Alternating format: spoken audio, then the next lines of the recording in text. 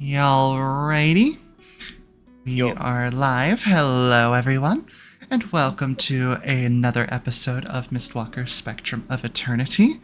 I am your humble DM, Lily Faywood. Excited to be here for the fourth session. I almost lost track as I was starting the introduction, but that's cool. 4 sessions. With me, I have my wonderful players, which we'll go ahead and start the introductions with Yulia. Oh, gosh, yeah. Hello. Hi, everyone. My name is Yulia. I go by RoyalKnightVT on a bunch of different socials. I'm an Elven Princess Knight, and I sometimes do streaming things. But right now, for the most part, I play D&D with these wonderful individuals here. And tonight, I am playing my, just a regular guy. His name is Kloven, and he's a cleric, and, he loves his friends a lot. But yes, happy to be here. Thank you. I'm just laughing because my cat hopped up onto the desk right as we're starting, so... Aww. Oh, there you go. No, that's Wesley. Oh, Wesley. He hopped immediately off. Oh. Yeah. Checks out. Yeah. The attention. That's classic Wesley right there. Anyways, next up we have Meris.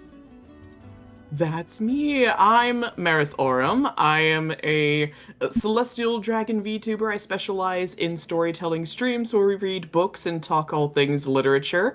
I also run my own D&D campaign called The Trial of Hearts.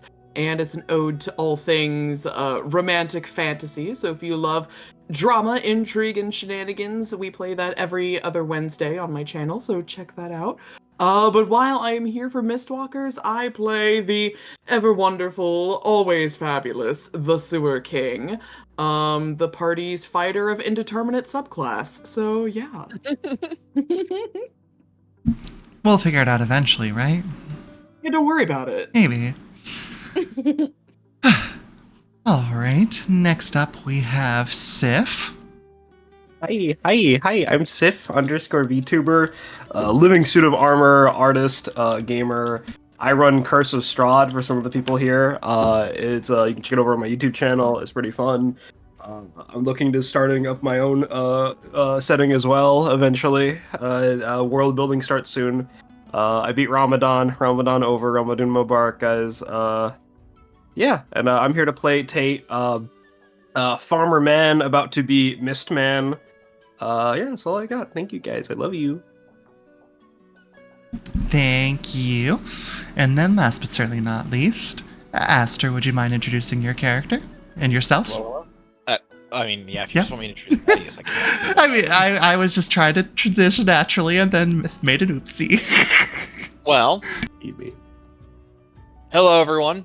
I am Aster Varatolis. You can find me at ArchmagesTower on Blue Sky and Twitch. I am a cosmic wizard VTuber, an aspiring voice actor, and also an aspiring author of a tabletop sourcebook. And here I am playing Thaddeus, the artificer with a few too many chips on his shoulders. He's about to get a whole bag of them. Very true, very true. Alright, thank you folks for introductions. Oh yeah, I guess, I don't know if I need to introduce myself, but hi. Yep, I'm Lily, I DM this game. I love D&D, and I draw lots of D&D stuff. In regards to the session, as we head into it, there will, just as a minor trigger warning, there will be, I'm trying to make sure we put these both in audio and into the description, but there will be some strange choking noises this session. So, they will be timestamped. Delightful. Hey, yo! It's not an AO. I promise it's not an AO. It's... Ayo. Hey. No, Anyways. Auntie's freaky with it. Holy shit. Anyways.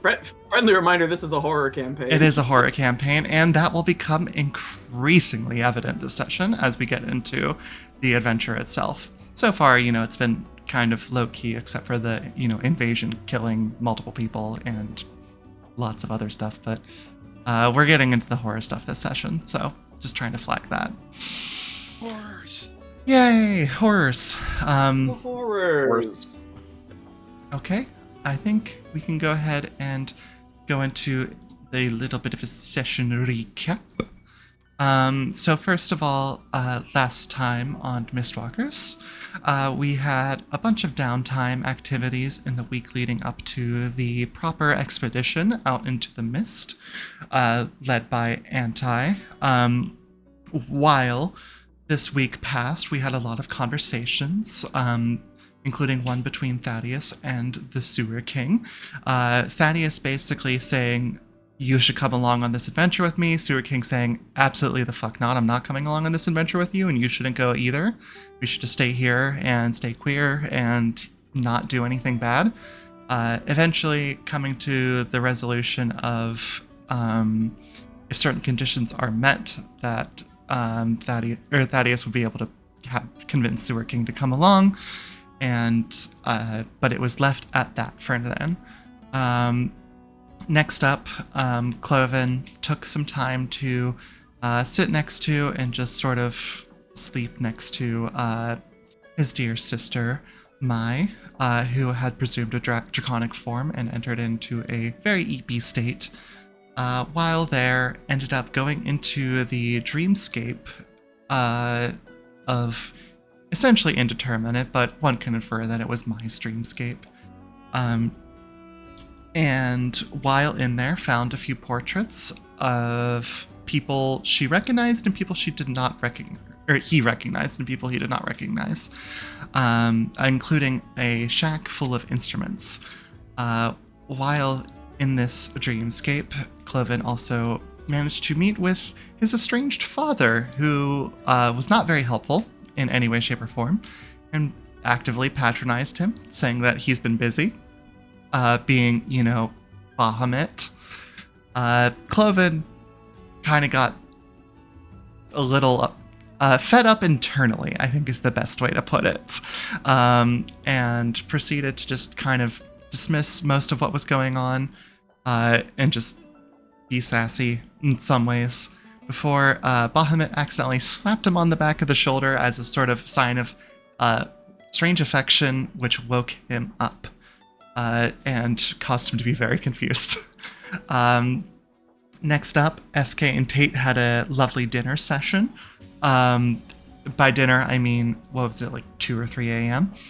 And Tate had to teach SK about, common courtesy and what actual dinner hours are. But overall was a nice conversation with both of them talking about, some of their reservations about this mission and other things. Next was a very unplanned to be as flirty as it was session of dialogue between Thaddeus and Adamar, where Thaddeus basically came to apologize for basically all of his subterfuge.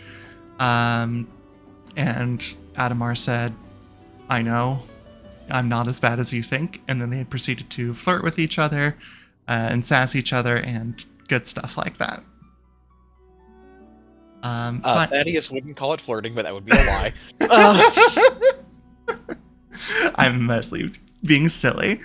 But next up, Mai, on the 4th day, Mai woke up from her sleep, but was still very EP herself.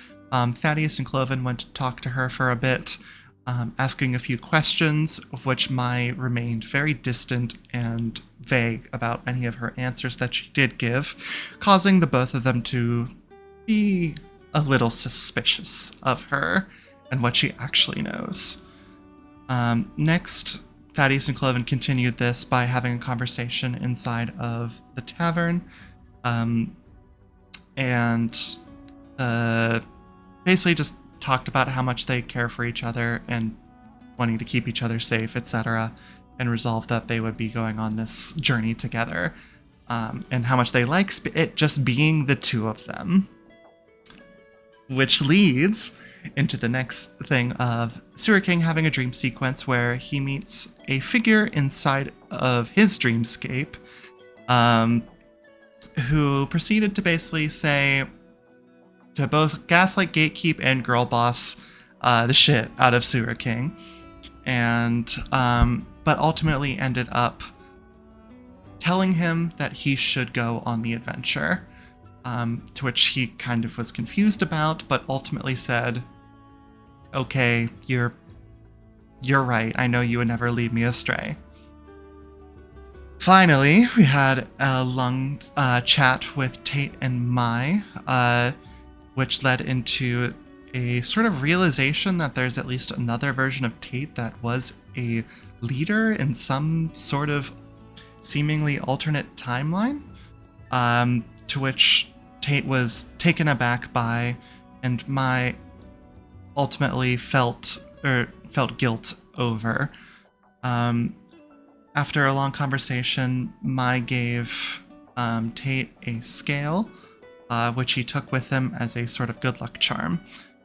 Heading home to his place, Tate ran into his father, and they had a long conversation about about his experience out in the mist, as well as just tough situations and changing and growing as a person. Which was followed up by Tate having a absolutely fantastic monologue as the sun rises about becoming the man he was always meant to be. I think that about covers it. Oh, Wonderfully gosh. said, Lily. Thank you. I have no notes on this. With that in mind, I think we are about ready to hop into the session for today. So as the sun rose on this final day of the week leading up to the adventure, or the kickoff of the adventure, I should say, the first thing on our little list of activities is actually SK. There was someone that you wanted to talk to as you steeled yourself for the coming events. Yeah, I would love to talk to Bug Friend. Bug friend. Yeah, Bug Friend. Question mark.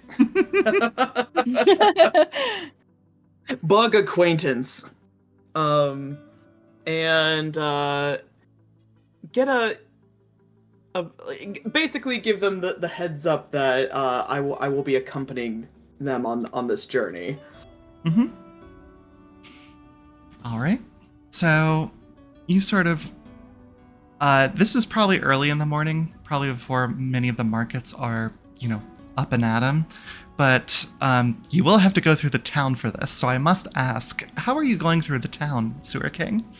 He's going his usual way. I'm assuming that I don't know exactly where Anti would be, but I presume they're in close proximity to the tree, question mark? Mm-hmm. So he's going to do his usual route, which is underground, and then pop up, like, under a sewer grate and, like, crawl out and get out into the street that way. So, as you get out of the sewer grate nearest to the tree, you can see that there's some light. Like, the sun is rising, but the way that it frames it onto the tree is mostly... the tree is mostly in shadows, at least the front of it. But you can still manage to see some soft blue light coming from inside of it, as well as a few... not hushed, but distant voices seemingly to chatter coming from inside of the tree. I just kind of want to poke my head in and see who's in the tree, like very quietly, because I didn't anticipate multiple people, so I kind of want to.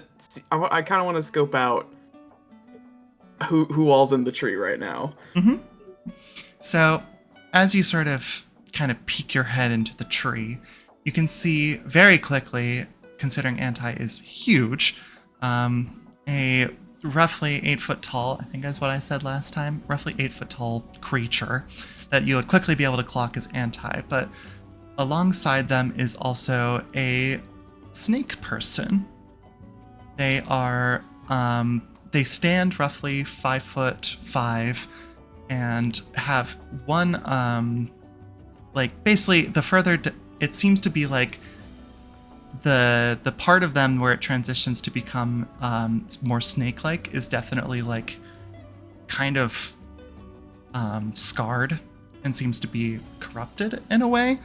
But she herself is very, I think the word is buxom for having a relatively large chest. Is that correct? Thank you. Yep, noted in the notes, the official D&D notes, yep. But she has purple hair and is wearing a little cap on her head.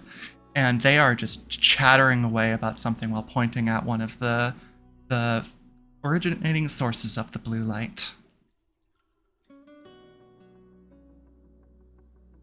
He doesn't really want to interrupt what's going on, because like I said, he really only planned on talking to Anti, and so seeing this other person here that he doesn't recognize at all,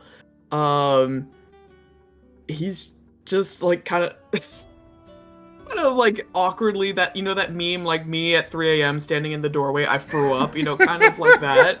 Like, it doesn't know what to do with himself. You can so come just- in, Sewer King.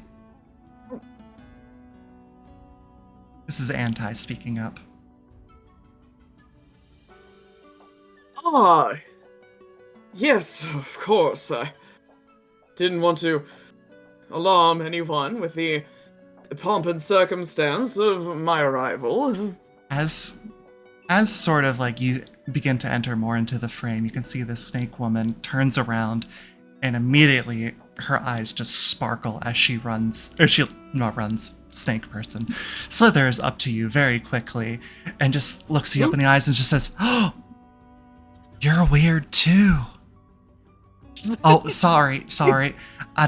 I've been told that that's kind of rude to say, but you got some crazy shit going on in there, don't you? I beg your pardon, madam. Do I know you? Oh, personal space. Right. And she kind of had already soft wrapped her tail around you a little bit, immediately uncoils it, and then backs away a little bit. No, you don't know me, but I wager just by looking at you that there's something mighty familiar about how you may have come to be like you are. Is that correct? I wouldn't know. How does anyone know why they are the way they are, to Well, begin with? Certainly you got at least some bit of mist corruption going on with yourself. Madam, I assure you, everything about me is, to some varying degree, au naturel. You, however, on the other hand, and he very openly eyes her tail. Constrictor? Rattlesnake? Venomous? What are we working with here? I do have a bit of venom coming off of the teeth or something like that, but I can promise you that I have no goddamn idea what actually breed it would be, considering that the mist made me this way. I didn't really have much say. And not like my parents were like this, they were just two normal humans. Really? Very much so. Fascinating. Do you mind if I... And he sort of leans in a little closer, like implying he's gonna, like, touch her tail. No, go ahead. No problem. Most people are just kind of takes, like- scared of it. He just takes, like, the last, like, 2 feet of her tail, like, the tail end of the tail, and, like, lifts it up, like, weighs it in his hands, feeling the scales. Fantastic. It's so... muscular. I never thought of incorporating a snake into my log, but perhaps it's time to change that. Incorporating? You saying you're able to change at will? Naturally, my dear.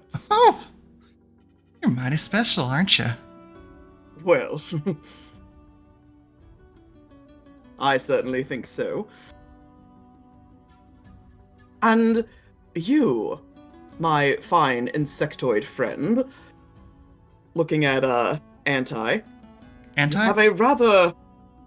Oh, sorry, go ahead. I was going to say, Anti basically just turned around, acknowledged your presence, and then went back to work on what they were working on, but has been listening to the situation. So know that they're facing away, but right now, but they are they will like kind of like turn slightly upon you, acknowledging them. I know we didn't get much of a chance to speak after the exciting events that occurred the other day, but I must say, in the brief moment of our interaction, I was rather admiring your set of considerably attractive mandibles. I do not know how to return this comment, but I believe some of you humans would consider this to be flirting? No! No. I assure you, it's nothing of a salacious nature. I am purely commenting in a very studicious way. You see, I am an amalgamation of nature, one might say. I'm always looking for new inspiration. Of course. By the way, do you plan to come along on the adventure with us? The very matter I came to discuss, seeing Sapphire. as it is. Oh, just Sapphire's gonna speak. I'm just be like, oh, are you part of the expedition too? Oh, well, I must admit, I was not intending as such, but, well, after some convincing from those close to me, I have reconsidered my options, and I would rather be of assistance than not. Oh, well, that's gonna be, I'm sure, a very big help. At least from what I saw on top of my ship, you were incredibly capable. Oh, I just realized one thing real quick. I don't think I ever introduced myself. My name is Sapphire. Perhaps you've heard of me. I know. You're Sapphire? I am Sapphire. Yes, that's correct. Ah. It's good to put a face and tail to the name. I don't get out very much. Well, pleasure to make your acquaintance. What is your name? I don't know if I've heard that one. Madam, you are in the presence of the Sewer King. It is a pleasure to make your acquaintance. Oh, the pleasure is all mine, Your Majesty. He's definitely preening a little bit right now. Sorry, is it all right if I stare a little bit? I'm looking at the way that your arm, and you got a little tail hidden under there too, don't you? Oh, and as a matter of fact, she says little tail. It's actually quite a thick, sizable, crocodilian tail. And he just gives it a little shake, a little wag. Just yes, as a matter of fact, and as well as some monitor lizard, and he shows his let me see if I remember my right from my left, his right arm, and angles his head so she could see his reptilian eye. Man, you really are a freak, and I love that.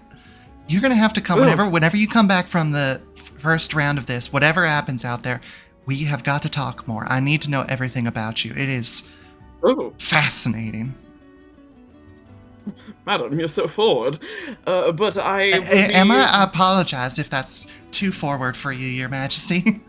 No, I must admit I am unused to the attentions, but it's not unpleasant. I would be glad to speak more with you on the subject of all things scaled. We'll be happy to do so. I gotta get running before the big meeting this morning. And thank you so much for running through that. I think that the weapons that we're gonna be building on top of the rafters and on top of the ship will be most helpful. Thank you so much for enlightening me about your technologies. And Ty just goes, of course. it is our purpose to be able to protect all of you. So I would be glad to lend any assistance that I can. And she'll just kind of like give him a little, or give Anti a little kiss back and just say, "Alright, I'm gonna be off now. You guys can keep talking. Don't mind me." It was nice to meet you, Miss Sapphire. Oh, nice to meet you too, Sewer King.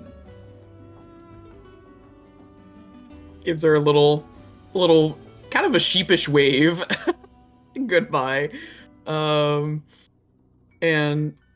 turns back to Anti, sort of peering around the side of their hulking form, just curiosity getting the better of him, trying to see what they're working on. Just weaponry, you say?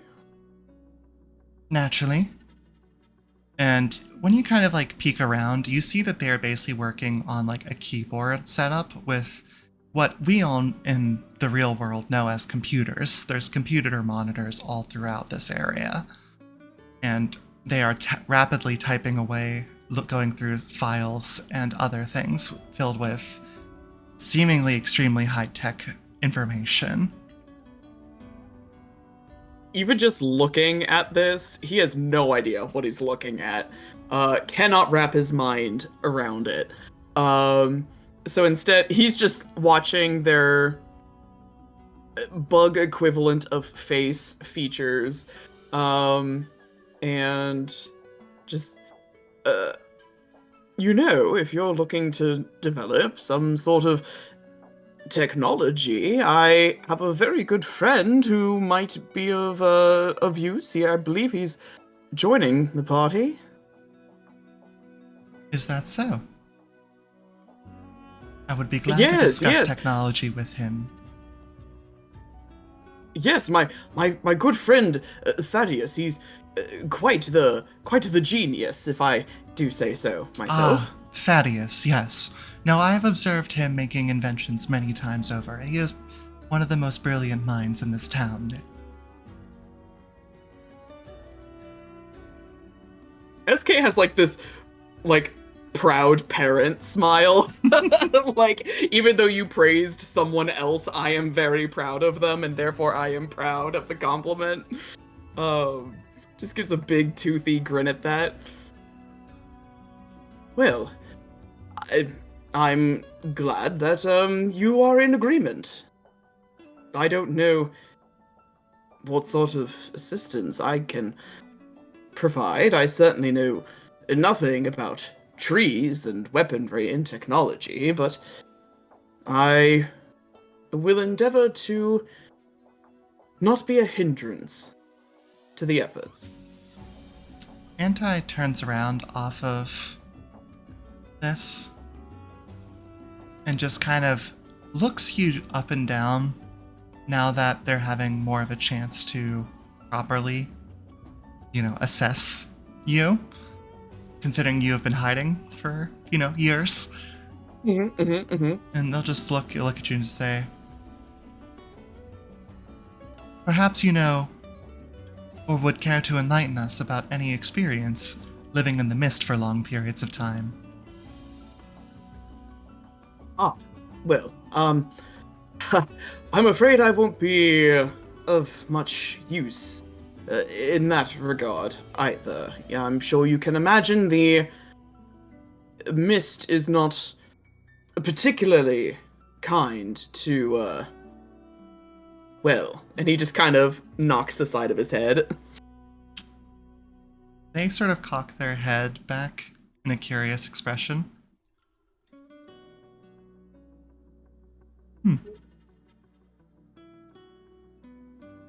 You seem like someone that has spent time in the mist, but if that is not the case, then that is my mistake. Yes, well. Nonetheless, your efforts will be invaluable, as you seem to be quite the vicious fighter when it comes down to it. Well, when it comes to matters of life and death, unfortunately, nature is a cruel mistress, and we must do what we must to survive. Indeed we must. That is the way of this world. In fact, this world is far more vicious than many. Oh, been to many worlds, have you? Not personally, however, the databanks inside of my creator's hard drives. Yes. Sewer King just nods like he understands what that means.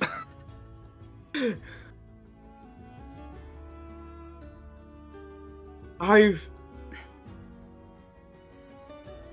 also been meaning to ask, it's been on my mind. When we fought that thing, you and I, here in the tree, you made quick work of decapitating our fallen foe, and you pulled something out of it. And it is now, I presume, sustaining the tree. What was that? They can't narrow their eyes, but they do stare at you for a solid 3 seconds before responding. That was an eye, a powerful object that has helped to enhance this tree's ability to absorb the mist. Previously, that ability was held purely by myself in a auxiliary emergency power sense. Now that we have this powerful object in our possession, it is no longer necessary for me to be connected to the tree at all times. An eye, you say? Well, I don't know what it was doing inside of a creature's head, but I'm glad it can be useful, though it seems a rather macabre thing to have our life-giving tree being powered by something so strange. Do you think so? Well, I don't know. I always assumed it was a real tree until a week ago. It's all rather strange. Noted. I will think about this.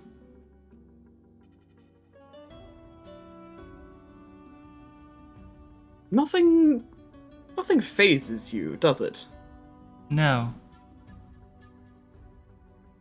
Well, then you'll be very prepared to lead us through our what I can only assume to be strange and exciting adventure. Indeed.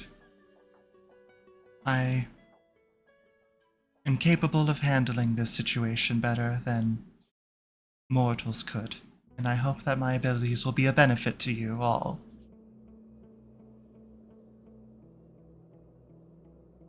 Well,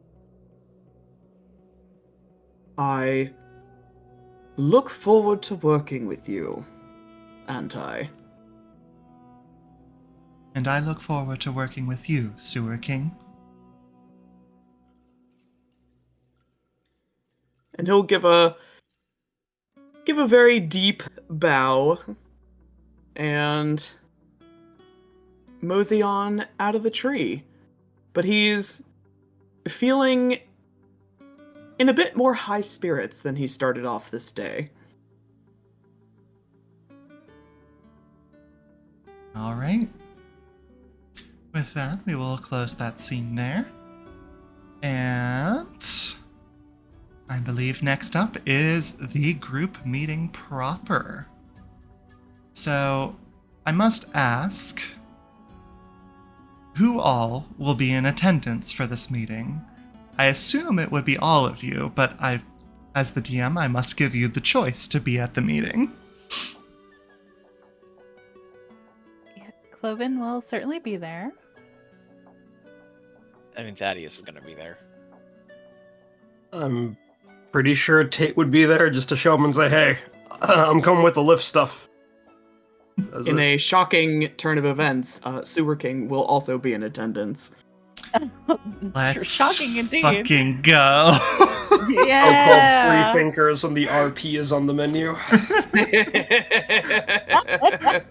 I was so ready for one of you to be like, no, they'll show up at the last possible second. I mean, Tate could do that for dramatic effect, but... Yeah, show off your new outfit. I gotta finish it. There's already. It's okay. It's okay. You can describe the new outfit. Theater of the mind. Yeah, no, we're not edging this out any further. Tate will show up at the meeting. All right. So this is going to be held sort of in like a smaller town hall area. It's a tall building, probably one of the biggest inside of the towns. But as you all gather, you see also in the room is Adamar, Carol, Sapphire, Anti, and a new figure to at least the campaign itself, Ashlyn. Ashlyn is a sort of like scarred but pale-skinned, long brunette hair with brown eyes as well.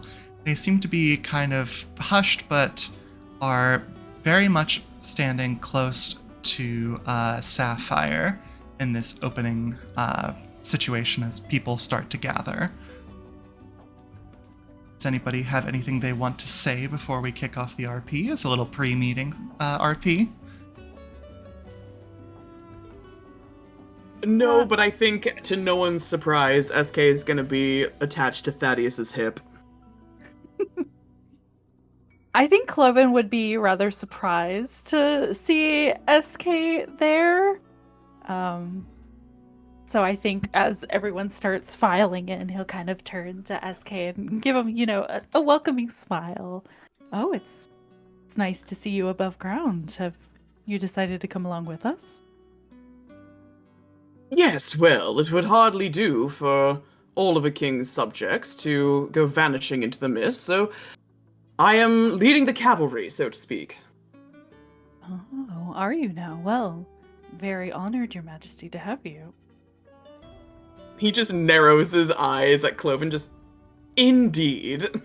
He catches that and just smiles a bit more brighter.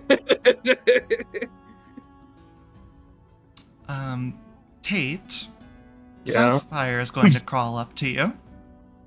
I think at this point I should describe Tate's outfit as he walks in, because like the most he would do is like nod at people.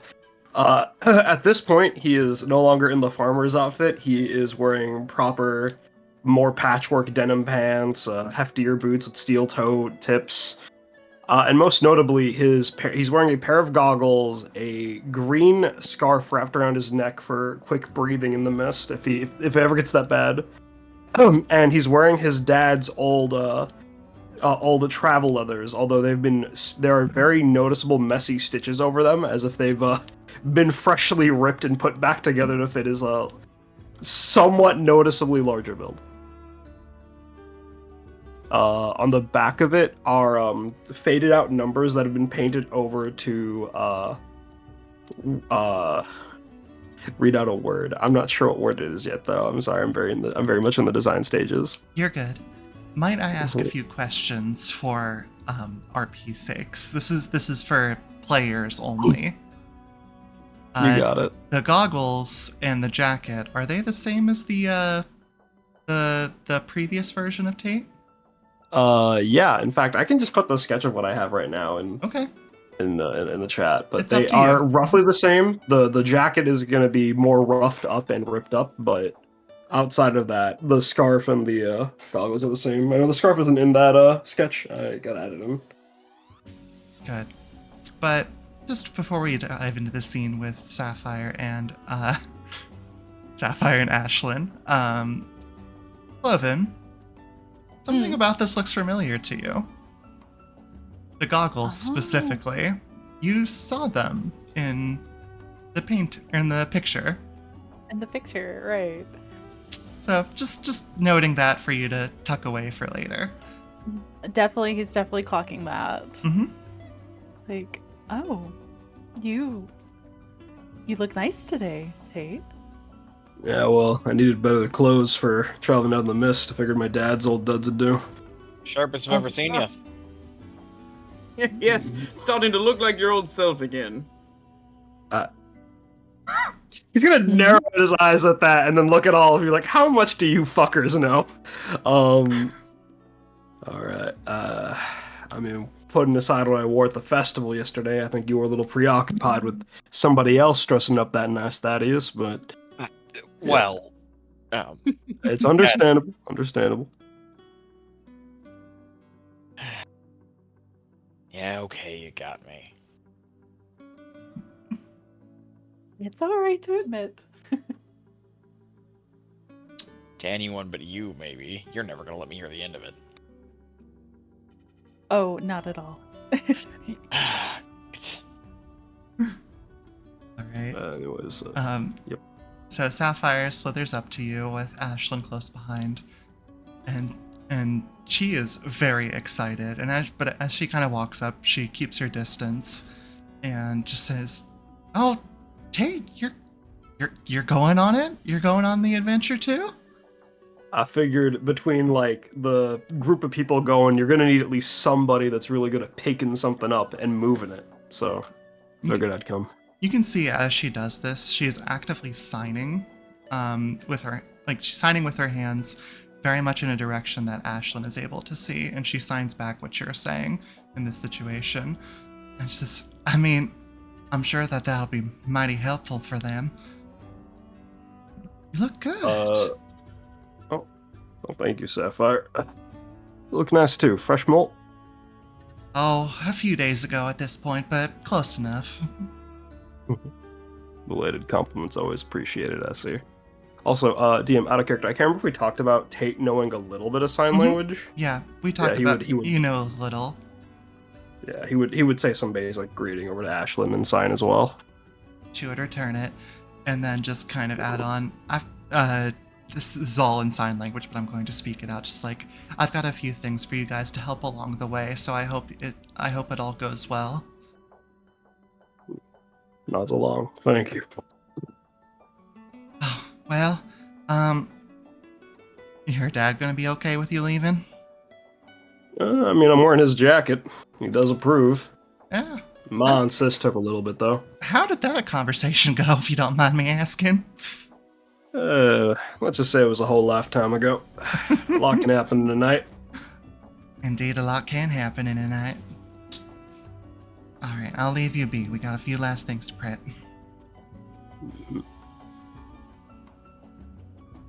Right? Does anybody have anything before we start the proper meeting itself? Alright. I'm all good. Sounds good. So as the meeting sort of begins, Adamar kind of clears his throat a bit and just says, all right, so now that we are all here, I think that we are just about ready to begin the conversation. Lots of updates to be given, but all good ones, which is what we like to hear. So, first things first. I need a show of hands. I assume those that have already told me their interest in coming are coming, but we have a few new faces here. Tate and the Sewer King? Are you both planning on accompanying us? Yup. Gives a little nod of his head. Well, you will be most welcome on this party. I'm sure there will be many uses for all of your skills. Let me go down the line, at least for now. First of all, Beth, whom all of you know, I'm sure, was kind enough to bring us a set of 10 healing potions for us to use along the way. So we can hold on to those, distribute them amongst yourselves however you wish, but we just wanted to make sure that we would all be kept as healthy as we can. This is what she was able to produce in at least the course of the week that we've had. Sapphire, would you like to handle the next update? She'll nod her head and begin to sign as she goes along. So we were able to work along with Anti to improve the defense systems, at least in regards to the stocks itself. So with that in mind, all of our defensive measures, both with the ship as well as on the walls, have been upgraded significantly. Now granted, there's still a lot more work to do, but I think in regards to something coming from the air, we'll have an answer for them this time, if that were to happen, of course. Praying that it doesn't. I just wanted to also let you know that myself and Ashlyn, we will not be accompanying you along on this journey, as our main focus is to protect the homestead. Do you all find that agreeable? That should be fine. Makes the most sense, yeah. I agree. After all, my ship ain't gonna do much use for us when you're all landlocked anyways. Maybe if we ever go out to sea, I'll be able to come with you. Besides the point, I think what we've got here is at least pretty good. And Antad, you want to take the next section of this? Of course.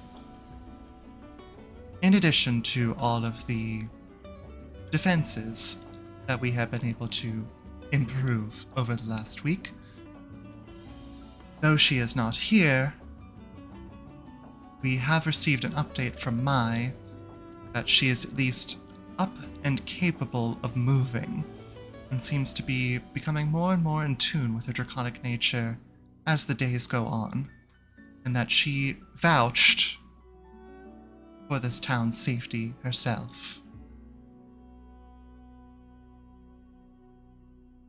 Now, I question the logic in having her fight, considering her weakened condition, but if she feels she is able to, we will be accepting of said assistance, should it be necessary.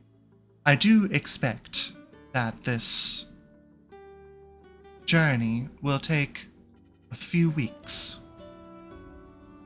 and as such, we will pack enough food and supplies to be able to last us said weeks. The folks, both the planters as well as Carol in the church, were kind enough to provide said rations. Now, I do not require any nutrition myself. I believe all of you do.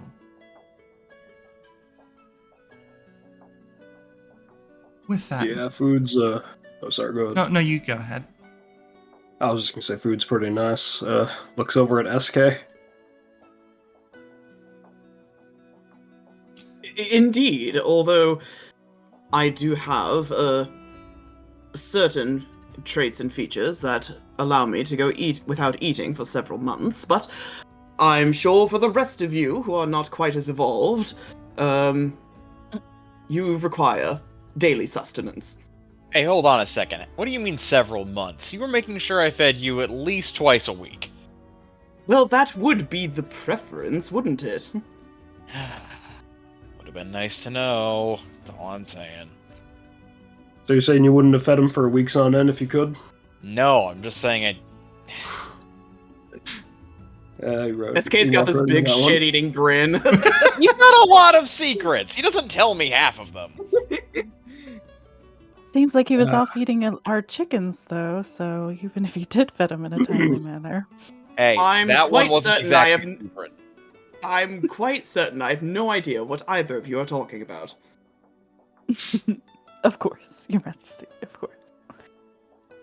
Continues to narrow his eyes at Kloven. He just gets more than shit-eating grin. Very good. As for one final section from myself, I was created with the express purpose of being able to filter the mists. This will obviously prove invaluable once we find ourselves entering the Wall of the Mist. It seems to have retreated approximately 100 miles or so, so we will not be in danger of the mist for at least the first leg, but once we do enter it, I advise that you all stay close to me if you do not wish to breathe in the toxic mist.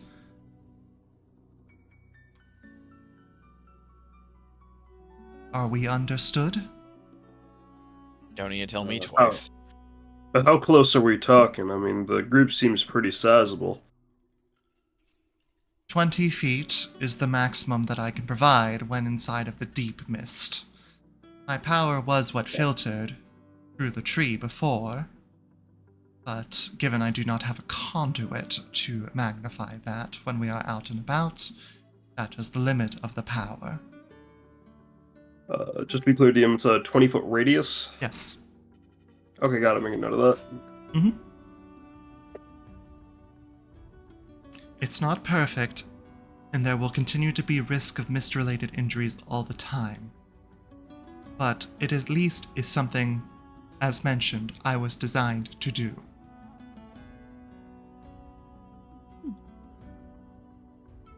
Well, we appreciate your role in all of this. It will come in handy for certain. It will. I am sure of that. I would not like to see any of you lost to the mist if we can help it. After all, you are all quite valuable to the mission.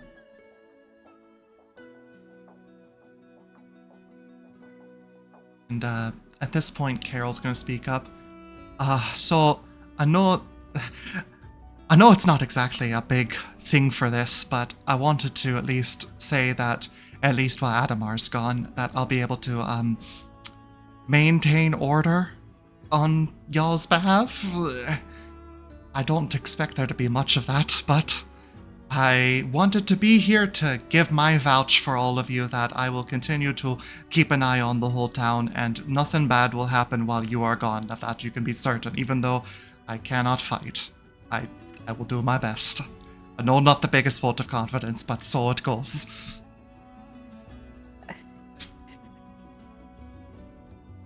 Your confidence is more than enough, Carol. Oh, There's plenty of people in this town that'll help you take care of it. absolutely. And I mean, Adamar's leaving behind most of the guard, and they're quite capable. So between the guard, Sapphire's defenses, and if Mai feels capable and is up to it, I'm sure that we'll be able to fight off at least any normal threat. Okay, that's at least my part. You guys are all much braver than I am. I'm most certain of that. It takes more bravery than you think to stay back and know you have to guard somewhere, even if you can't fight. I appreciate the sentiment. I'm just a humble cleric, after all. Here to heal people, not hurt them, but Kloven twiddling a bit of his hair.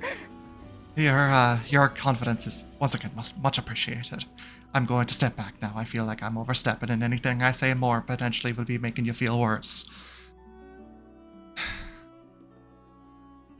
Right, and this is Adamar speaking up. With that, I think we have most of the debriefing finished. The one final thing, and he looks at both Kloven and Thaddeus. One final thing, at least, we had planned to discuss is that of the monsters that we will be fighting. Now, we have fought them on the outskirts of the city many times. And Thaddeus, I do believe that you have had experience fighting them, or at least traversing amongst them. went out with Jillian, is that correct? More than a few times. Yeah. Good. Well, good that you know your way around it. I wanted to give at least a bit of a primer to those of you that are not familiar with it. First of all, these creatures are horrifying. You saw a bit of a projection of them as the mass that we fought off in the last battle, but a lot scarier face to face, I can assure you of that. They are, most of the ones at least that we have fought, are mostly humanoid. Now granted, mostly implies the truth of it that they have been changed. I know Mist changes people differently, pointing over to Sapphire. These people are far, far beyond saving. So I wanted to bring this up, that though they may look more humanoid, we must protect ourselves first and foremost. Is that understood?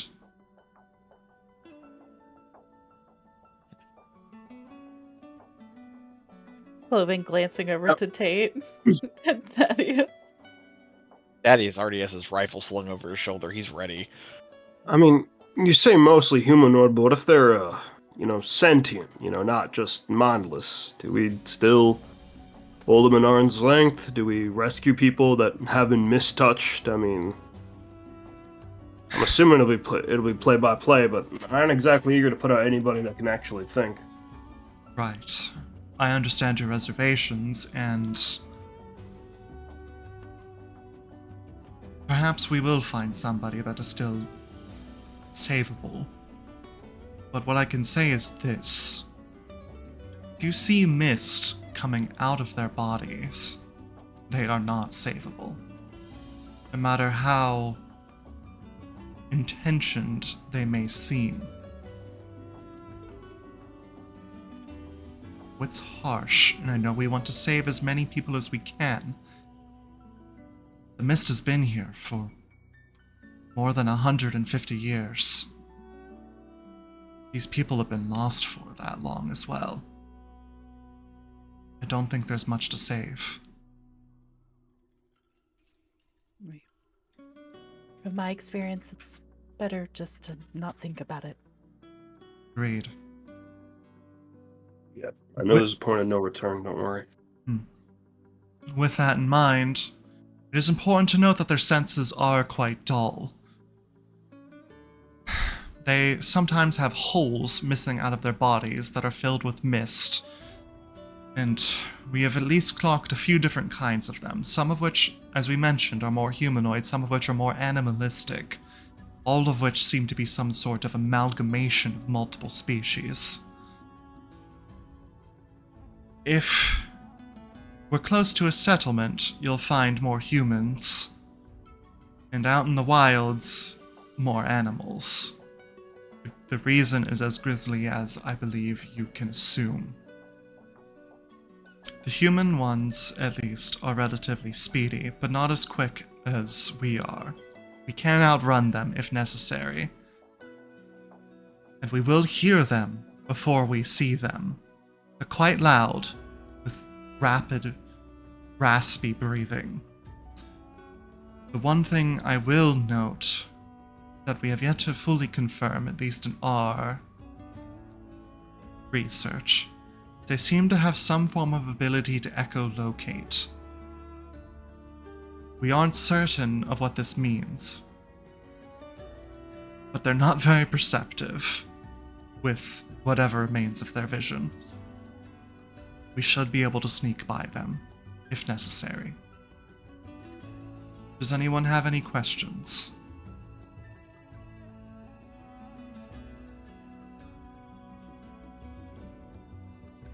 No, but I think you might have given me a few answers.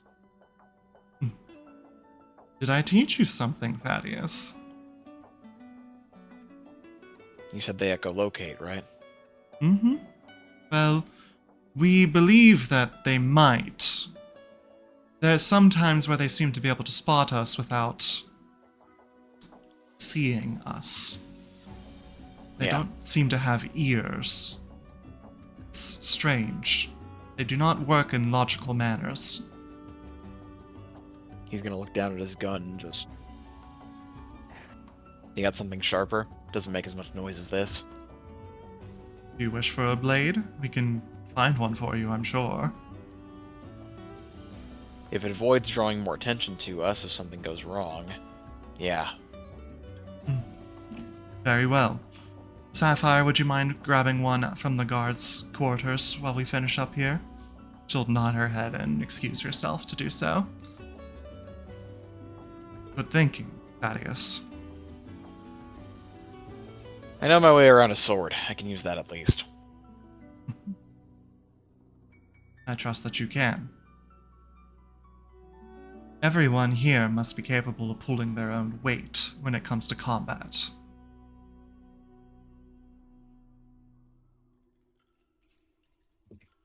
Yeah. Tate, I can't. are you Yeah. capable? I mean, I can't promise that as much of an expert as you guys, but I can make do. Very good. I believe you said yourself that you are good at moving things around. That can also be an indispensable asset on the battlefield. Just mind that they don't sink their teeth into you. I'll be fine. A butt or two ain't enough to end me, anyways. Oh, I'm sure I it is appreciate not. the concern. My worry is that, at least from our experience, a bite can at least partially mist poison you. So, do be careful. And that goes for all of you. Do your best to avoid at least physical contact with them. On that note, we have no idea what it is that we're going to be going up against. While we have some experience in dealing with minor mist mist monsters, I'm sure there are things beyond our imagination, and we must be ready. And trust that we will see this through.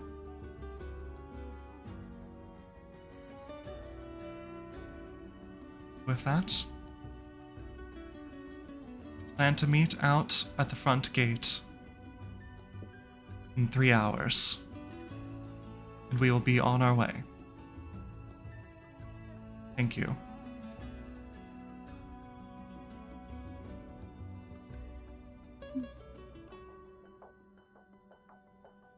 Thank you as always, Adamar.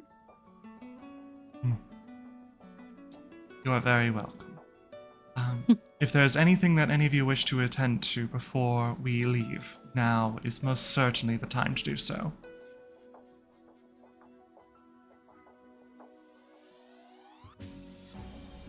I got a couple of things to check up in town. I'll be back in time. Don't worry. I know you won't be late. Alright. With that, we'll break this scene here. We'll just go quickly down the line. If there's anything folks want to do, please let me know. I think there's a few things on the schedule in this way, but wanted to just let you guys take the wheelhouse. Who wants to go first? Let the others go first, but DM, would I be able to talk to Hunter at some point? Yes.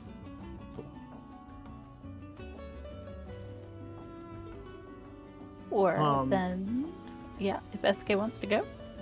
No, I was gonna say at some point, I don't know what the order of operations is, but at some point, I would like to talk to Mai, actually. Okay. Oh. Would anyone else like to talk to mine? Would that be a group conversation, or do you want it to be private? I'm fine either way. It can be private or a part of a group convo. All right. Definitely I have to think- say goodbye to her, so. Hey. I think Tate would want to say goodbye. I'm just like, the idea of like my apologizing and then seeing what Tate's wearing. We had a pretty heavy convo the other night. Yeah, but outside of that, I think Tate would spend most of the day helping organize and pack shit for Adamar and the group in general with the rations and the potions, and then he would say bye to Mai with everyone else. Okay. Let's do the conversation with Hunter first. We'll do Hunter and Thaddeus, and then Kloven and Carol, and then a group bye to Mai, since I assume Thaddeus may want to say bye too. Yes, you would. Okay, sounds good. So first of all, well, as I said, we'll start with Hunter. Hunter, I'll let you start the scene, Aster, or at least like say what would you like to do?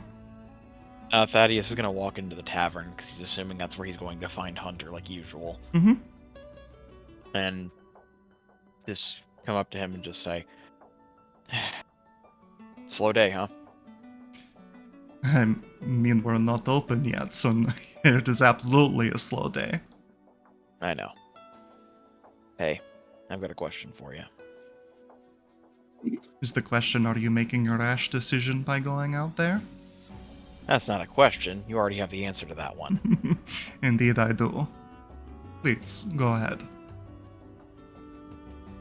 It's gonna be a hard one. You sure?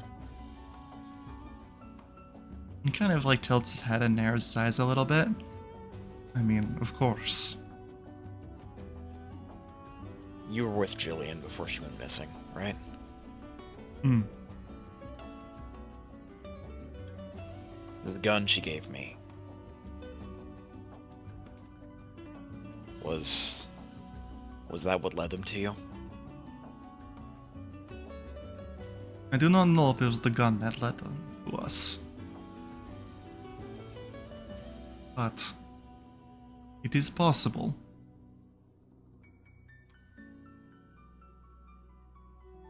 Maybe I'm just carrying it as a good luck charm then.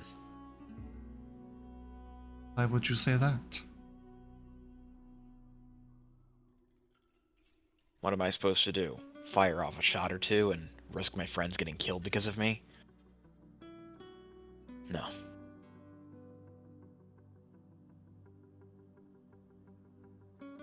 Thaddeus, the day that she left, she brought all the firepower that she could.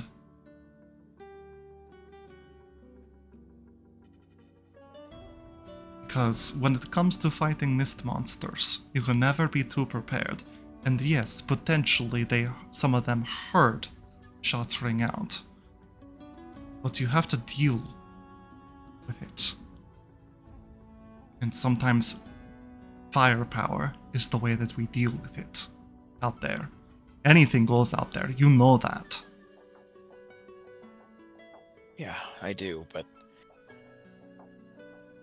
You know, maybe all this time hiding SK under the floorboards has made me into a bit of a compulsive liar. I told Adamar I knew my way around a sword. Do you not know your way around the sword? You ever see me practice with anything other than this thing? No, I have not. But then again, you are a bit of a compulsive liar, as you said, so I wasn't sure if you'd be lying to me when you stated that. You're about one of the few people I tell nothing but the truth to, you know. I'm very honored. You, SK, Tate, because he'd pull my funding and product if I didn't. And, well, I can't say I tell Kloven everything, but I try not to lie to him at least.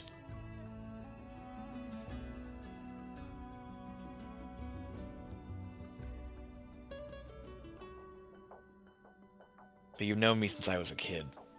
If I tried to lie to you, you'd know it. He'll kind of just take a deep breath and just continue to clean up some of the mugs that he's been working on. You know you may find something about her out there. Hunter, that's what I'm banking on. Are you prepared to find her corpse?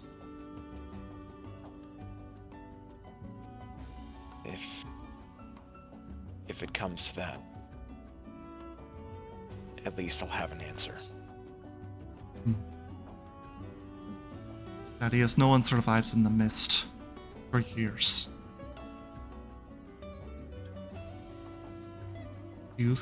Are you banking on her still being out there? Is that one of the reasons why you're going out there? Because you can't accept it?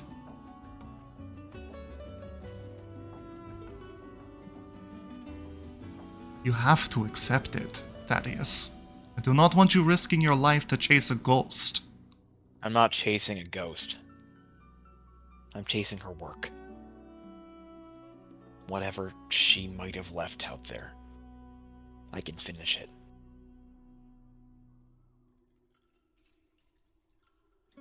And even if it's just her, even if she failed, even if she didn't accomplish much of anything, at least I'll know. I can't stand sitting here, serving drinks, and acting like it doesn't eat at me.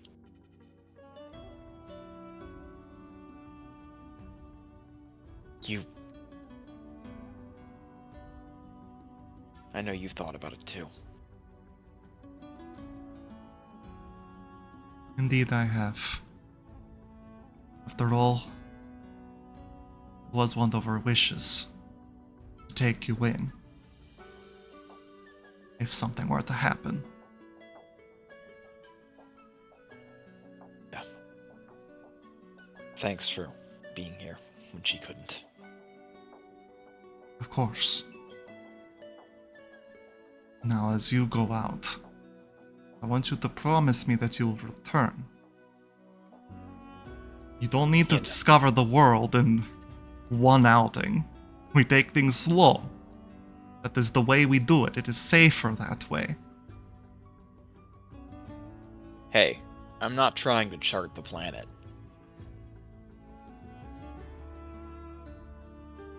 Yet somehow I think that you will end up trying anyways.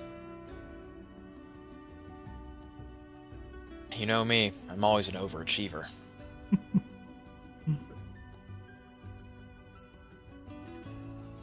But, for what it's worth, I don't plan on dying out there. We've got a plan, we've got a safeguard, we've got plenty of strong people. It's going to look at you, put a hand on your shoulder, just bring you in for a big ol' bear hug. Thaddeus is not as startled as he might have been a few years ago. He still freezes for a moment, but he hugs him back eventually.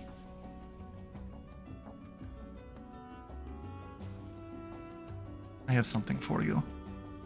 Hmm? I see you got this dinky little sword at your side. If you're going to have a sword, you should have a good one. What do you got? He'll just take out, just like straight from his boot, just snap out a dagger with just a big ol' H on it, on like the hilt engraved into it, and just says, "My lucky dagger. You think it could help?" Well, it can't hurt anything, except for the ones who are trying to hurt me. I expect to see a lot of blood stains, or at least... Oh, mist monsters bleed something kind of blue, don't they? So maybe blue stains. Something like that. I expect to see it encased on it. You're thinking too little of me. You think I don't polish my weapons? Oh. I suppose that would make... That would dampen the effect a little bit. I was trying to be dramatic. I know. But I'd be a pretty poor armorer if I didn't take care of my stuff. Do take good care of it, Thaddeus. Well, I'm not gonna go out and bite it on there and have you losing this old thing. Looks like it was pretty well made. Made by the best. Yeah. I suppose it would have to be, huh?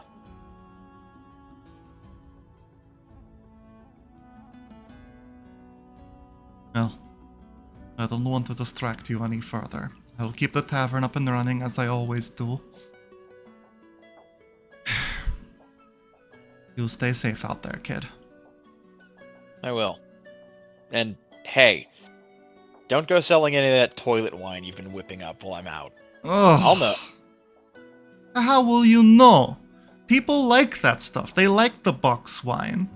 I don't know why. It's cheap shit, but they like it. They smile to your face, but they complain behind your back, you know. But it gets them drunk, and that's what they want sometimes. I guess, but they could at least be drinking some better stuff to do it. It's not good just carry cheap crap. Some people like cheap stuff. I like cheap stuff. You also like a good whiskey, but you don't talk to me about it very often. If you find any good bottles of whiskey that have been aging for hundreds of years, please bring one back to me. That is my one condition. Then we can talk about it. Alright, if I see an old bar, I'll rate it for you. Perfect. Thank you.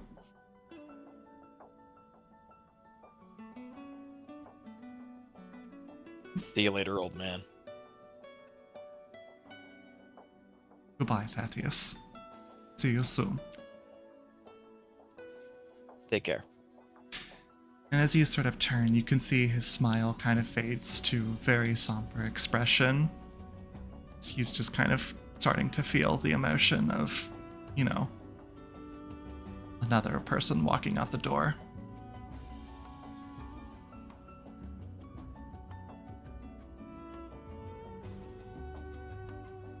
Alright. Next up, we have a scene with Carol and Kloven. Kloven, I believe you will be kicking that one off, so whenever you're ready. Absolutely. So I think after the meeting, he's going to kind of linger behind.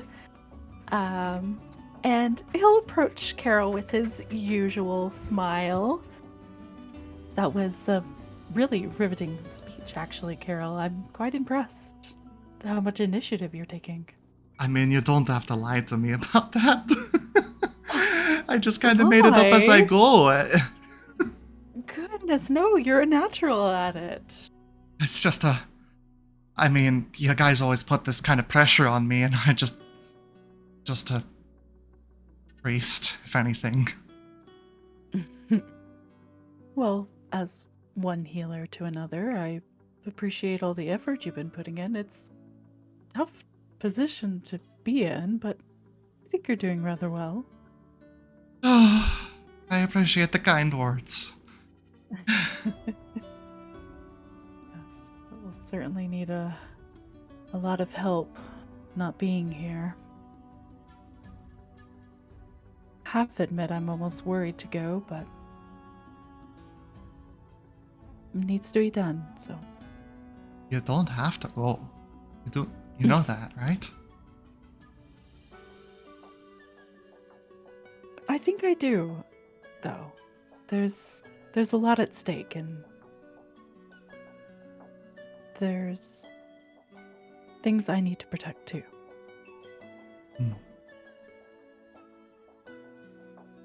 Fair enough. Is there something specific that you wanted to talk about? Anything I can help you with? Spiritual or physical? Oh, well, there's plenty of things that you could do physically, but Love. perhaps on the more spiritual side of it. Let's stick with spiritual for now, I think. Of course. Right. He just kind of smiles kindly at that. How is it that you maintain your faith?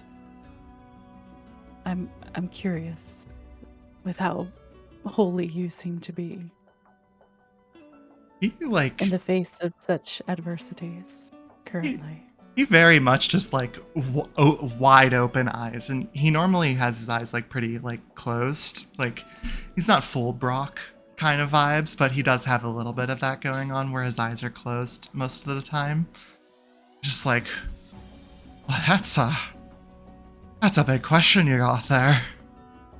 Basically asking me the meaning of life. Well, if anyone would know the answers, it certainly would be you. I suppose that... How do I keep the faith? It's a bit more of a... It's the desire to help others, if anything.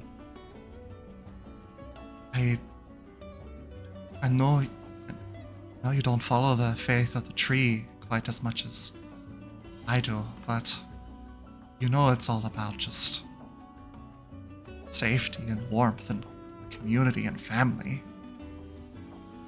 So, in these moments where we find ourselves under siege and losing friends, I feel like that's the best time to have faith, because we'll be able to make it together, right? And whatever faith you got going on there, I hope that they at least have similar ideals in terms of being able to protect people, being able to find comfort in another. I'm not certain I would describe comfort as one of their personality traits. No? I Can't quite place it.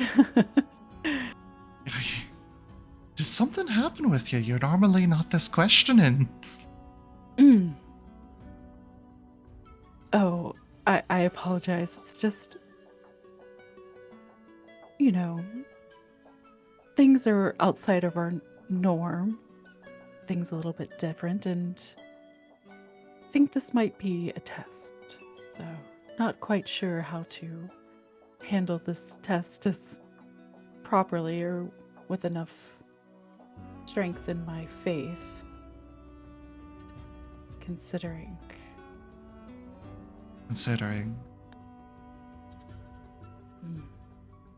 you're trying to hide something from me, and I can tell. Won't do you no good. Don't dance around the issue.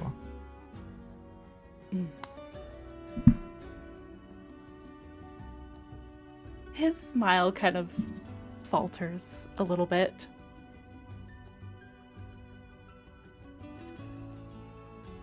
You can see right through me, huh?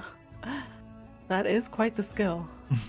Well, lots of people come to me with questions of faith, so I suppose it's something that I've gotten used to in a bit of a way.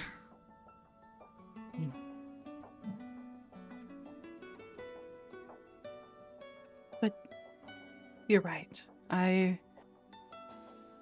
may have encountered this deity of mine, and it's not quite what I expected.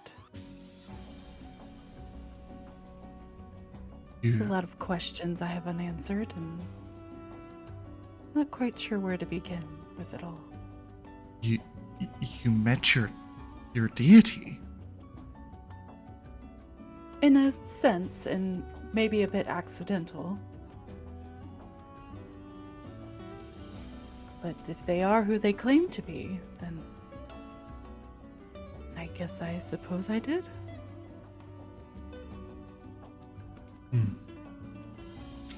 It is most certainly a bit of a surprise. I can't imagine, I mean, granted with the tree being our deity, it's kind of like an omnipresent thing, but meeting a godlike being and you conversed with them? For a moment, they weren't expecting me, rather someone else, so. Were they impossible to comprehend? Something like that? I suppose gods would be, considering they live on such a higher plane than us. Oh no, his words were rather plain. Were they? Fascinating. I apologize, I'm getting a bit off track and thinking about theocracy as a whole. You could understand my confusion a bit. My surprise, more or less. I mean, I don't know what I expected. It's just a bit, they sound like a person. It's a bit of a surprise, I would say. I was surprised as well, and For all I know, I could be dreaming, but it did feel as real as today, as any other day. But you found no comfort in him. I did not. If anything, I was a little bit more apprehensive than perhaps I should be, meeting my god for the first time.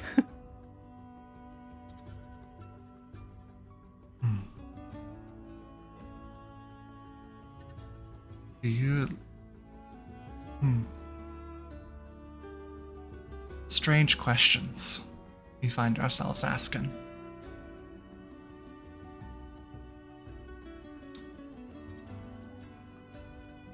I've always found, at least, that religion is a bit of a way to find solace and happiness. But I suppose there's many facets to it. If you're doubting this whole thing, it's only natural to doubt. It's important what it means to you as a person.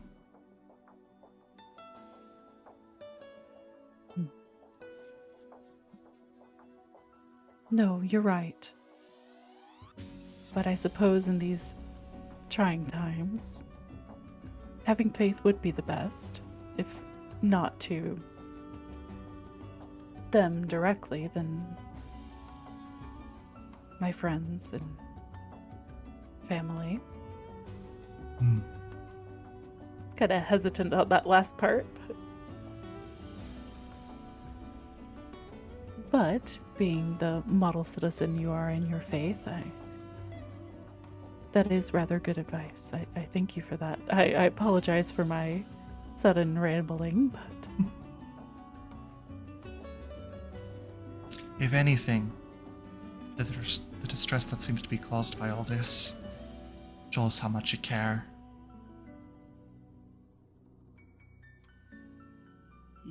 Not a bad thing to care. No, it most certainly is not, and I should do more of it. But I suppose that's the journey, right? We're always learning.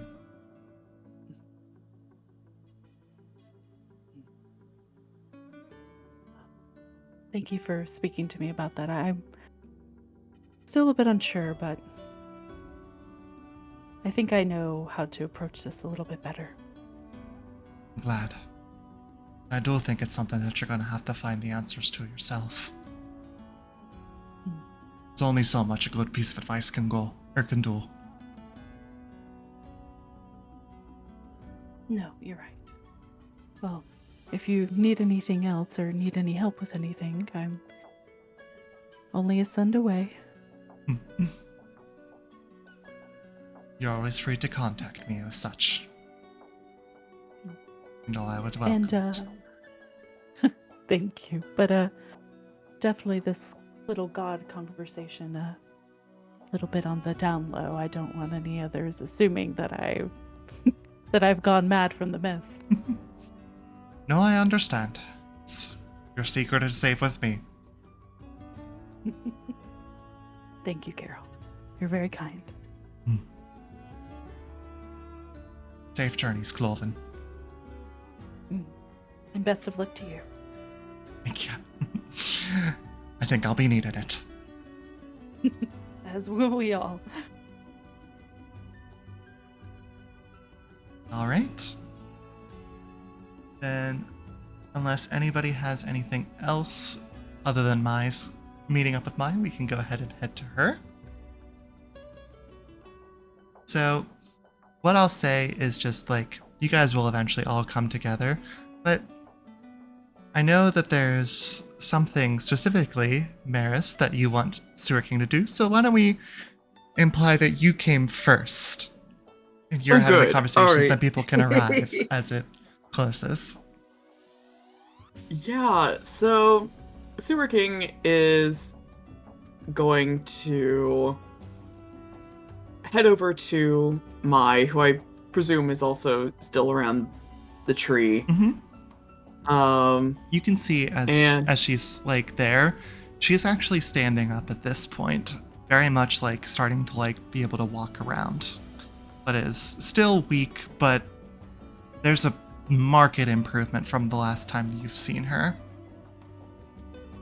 Is she still dragon form? Yes. Okay.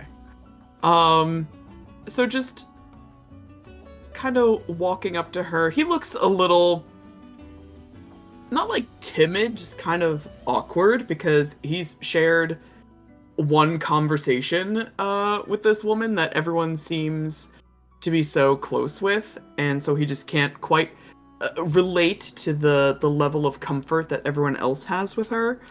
But he's gonna walk up and give as charismatic as a grin as he can offer, and just, Mai, was it? Good day. Oh, Your Majesty, it's I'm happy to see you. Are you now? Well, naturally, I'm just. It seems you seem to be in high spirits. Yes, well, I had my reservations about this whole mission, but after talking to some friends and some new allies, I feel a little more compelled to go along with this madness. Oh. Well, that is wonderful to hear. I know that they will appreciate someone of your talents along with this mission. After all, every good group needs a king, don't they? Of course. What good are the plebeians without an emperor, after all? An emperor? Are you promoting Speaking yourself? of which... Oh, please. Oh, well, I had a gift for you. Oh? What might that be? Well, it's just... You don't know me very well. I certainly don't know you, but... You were very kind to me when we met. And I return kindness in kind. And I have to assume that all by your lonesome here at the tree, guarding it, and even more so now that a good size of the people you care about are about to leave, you might get a little lonely. And so I offer some entertainment. And he procures out of his pocket a little rat. And he just gives a big grin. This here is Nero, our resident thespian. He can provide hours of entertainment. He's quite skilled at all things theater and poetry and music. Oh, it is a pleasure to meet you, Nero. Can he understand me? What's that? Can No, he hasn't got a clue as to what you're saying. Oh, all right. Yes, as you look at the rat in his hand, it is very clearly just like an ordinary rat. Well, you can speak rat, can't you? Well, naturally. Can you ask him? I would love to see one of his performances, or at least a taste of a performance. Oh, certainly. Nero, why don't you recite that delightful soliloquy you've been working on? And The rat just starts squeaking in his hands in a surprisingly rhythmic way. Squeaking in But it's- iambic pentameter. Yeah, but it's just it just sounds like rat squeaks, you know? And SK just has this delightful grin on his face, watching my fur reaction very closely. As a dragon with no proper eyebrows or anything, her expressions are a little limited. But she's like looking at this little rat in your hand. She's like, that is wonderful, Your Majesty. Oh, isn't it? He's got such a way with words. Well, I leave him in your care, and I will note that once he hits about the 20-hour mark or so, give him a bit of a reminder that it's time to, wrap things up. He's a little self-absorbed. The 20-hour mark? How long Yes. are these soliloquies? Oh, goodness, he could go for days if I let him. Days? Hmm. That's very impressive, Nero. He certainly thinks so. Oh, of course. Well, thank you to you both. You're very welcome.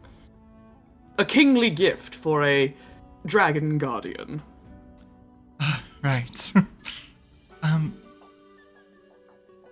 You have other rats on you? Not at the moment. I can't carry them all with me. Oh, understandable. But I'm certain you'll see Romulus scattered about somewhere. He's quite recognizable. Romulus. Indeed. How did you choose to name Romulus that? He kind of pauses and tilts his head at that, like he's thinking. I don't really know. It just seemed to suit him. Understandable. Sometimes names just come to you. After all, he is the oldest and largest of my rats. It does seem quite fitting, don't you think? Right. At this point, I imagine the rest of the crew will come by and just see this rat dancing next to my. SK, are you giving Doing my a the little back dance. and all your rats? No, I'm simply leaving Nero in her care. Provide some entertainment while we're away. Oh, wait until he gets to Caligula. Oh, no, we don't talk about Caligula. Caligula? What? Yeah, we don't talk about Caligula or Tiberius for that matter. Oh, don't get me started on Tiberius. Oh, all right. Sure. So, But Nero here is just delightful, don't you think? he is absolutely Little delightful. rat just dancing on the ground. I must ask, is Tate here right now? As they all... Yes. Tate would be approaching with them. He's just, taking a back seat. She definitely would see you, clock you, smile, and sort of nod and just say, "So, are you all going to be heading out together then?"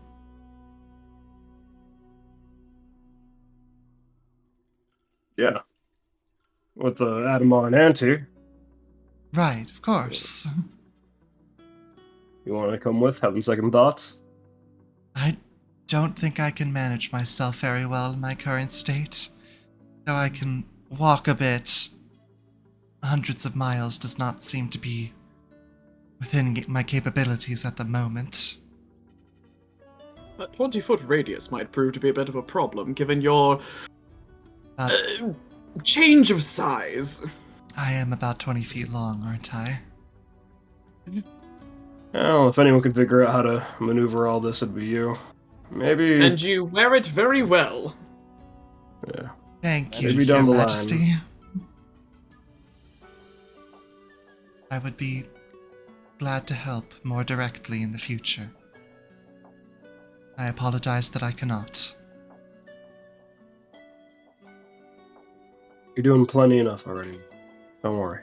But if you ever work up the chance to, we'd be more than happy to have you. Mhm. Thank you, Tate. Well, better to keep my sister out of harm's way. She laughs at that and says, I'm not as fragile as one might believe. And I think you know that yourself. You know, I can't help but worry, though. Mm-hmm. My little brother, always a worrywart. Hey, now I've got a reputation to uphold.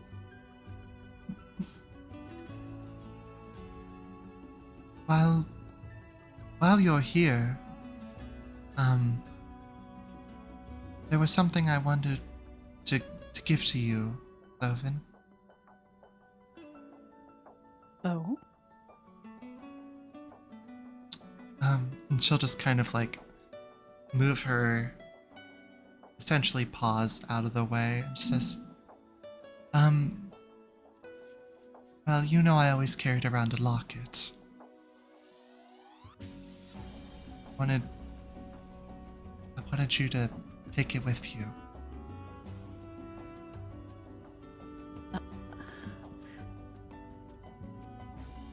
Are you sure? Certainly not helping me here. You're right, I guess it would be a little bit more difficult to wear now. Right, it snapped off my neck during the transformation process. I hope it still works. I haven't been able to open it with my claws either. Thaddeus could take a look at it. Yeah, I could probably get you a new cord for it.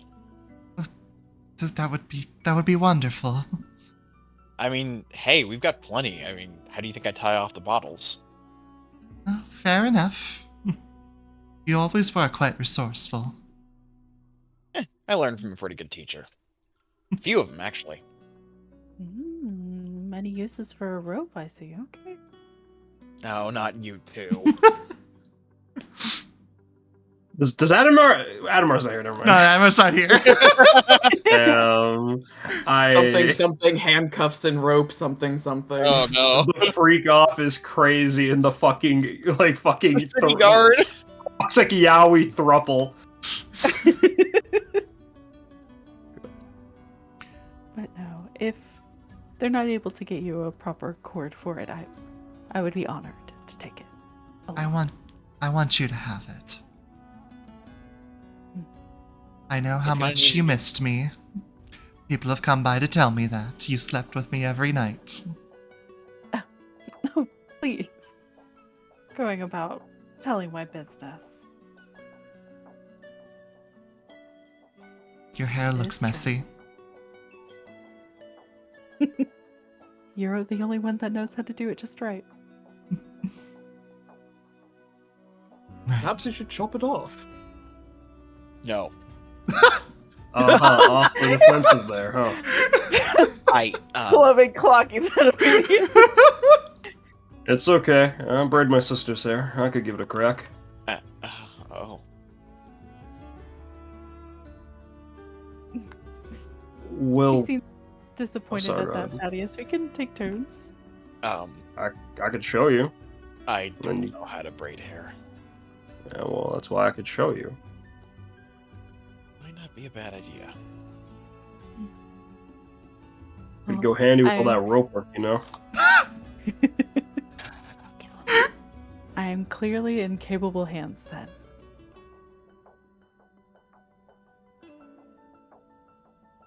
Just completely ignoring SK's comment.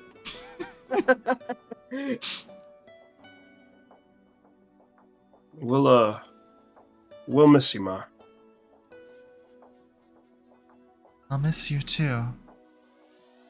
Please do come back.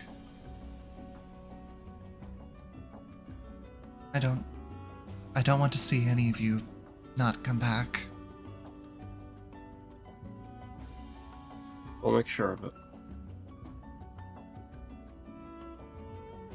Keep everyone healed up, brother. I will do my very best. I know you will.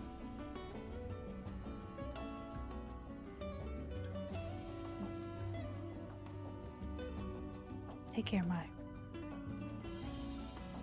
She'll kind of just nod and then just stand herself up and do a big stretch, just like a cat would, Big stretch. and then just kind of just look you all over and just say, "I'm sure you will come home safely."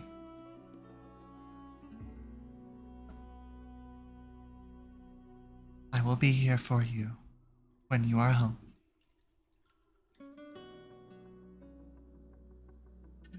And we'll miss you dearly every day. We'll be home soon, though. Right. Just a few weeks, after all.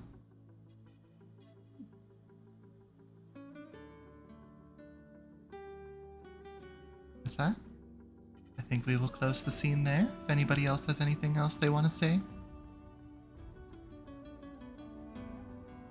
I'm good. I think Alright. we're good, DM. Take us away. Cool. Gonna go ahead and say you guys will start to gather at the front gate. I, however, need to go grab myself a glass of water because I've been talking nonstop. So if you wouldn't mind RPing amongst yourselves for a bit while I do so. Yeah, of course. I think we can handle that.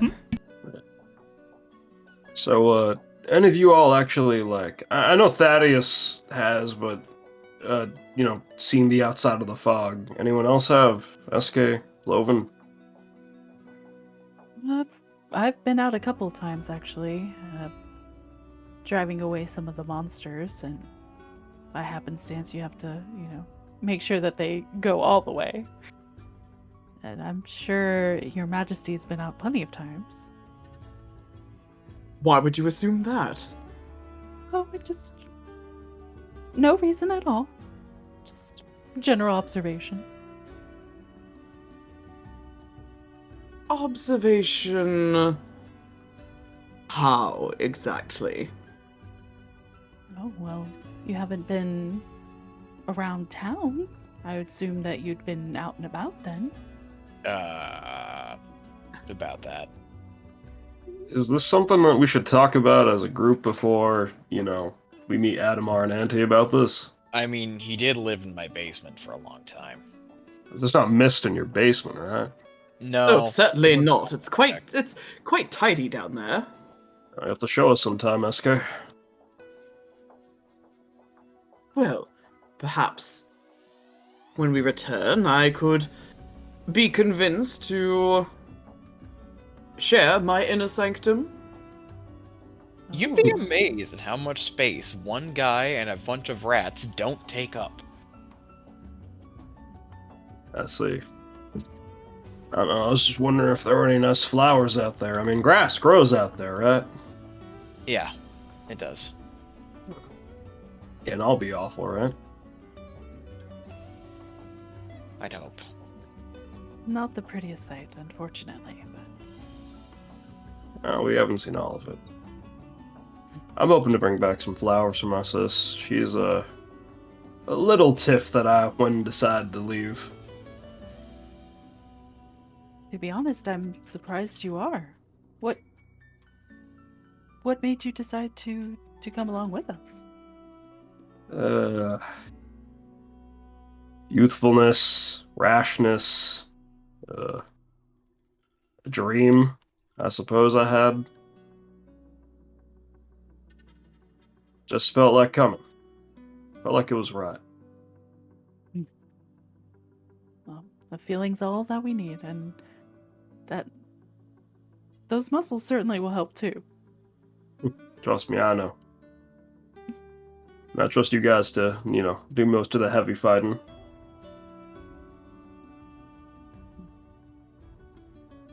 I certainly brought some firepower.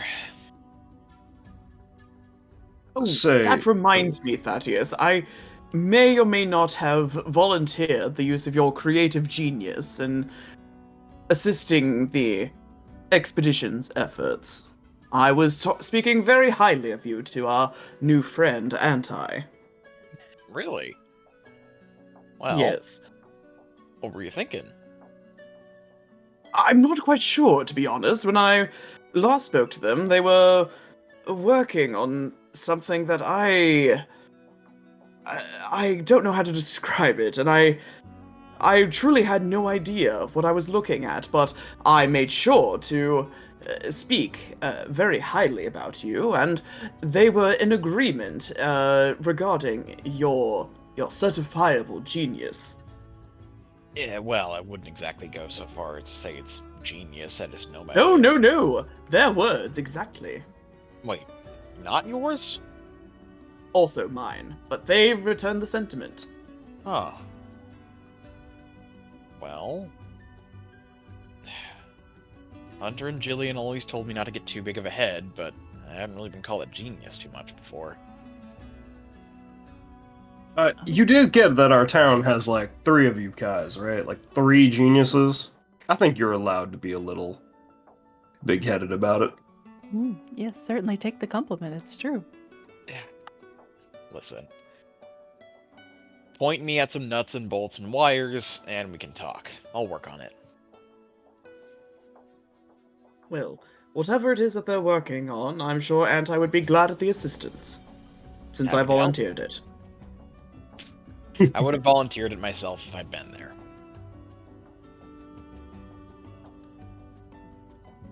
You weren't speaking out of turn.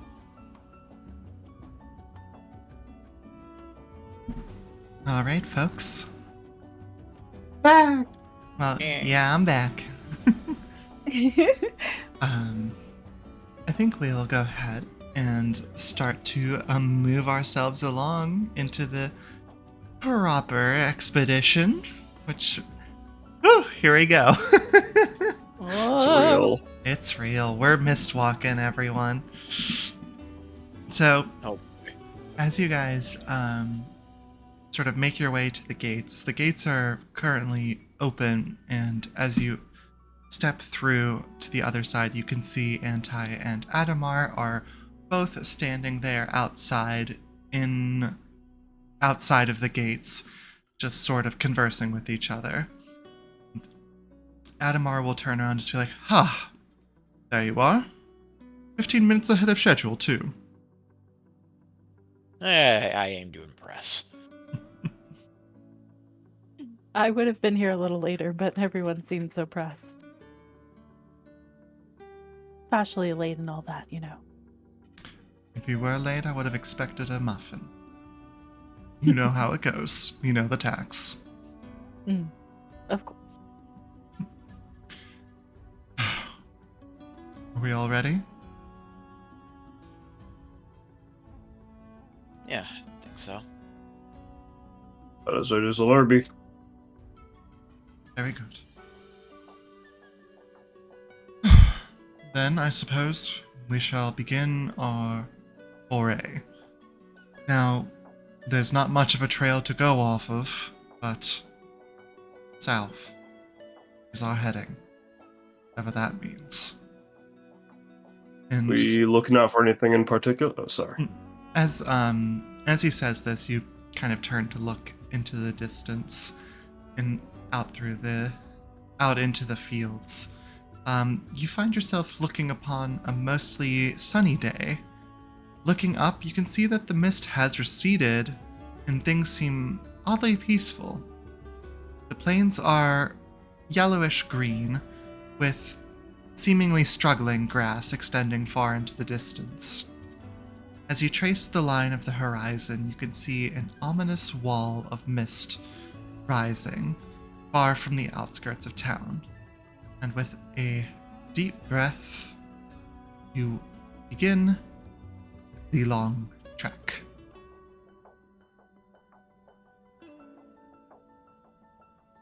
As you begin to make your way out of the city, it's a pretty flat journey, at least at first, with long plains just stretching basically endlessly ahead of you as far as the eyes can see. And I would like everybody to make me some perception checks as we start to do a little movement. Oh man. Man, I don't see shit. Oh. Ooh, Ooh. all right. Okay. Monocle helps.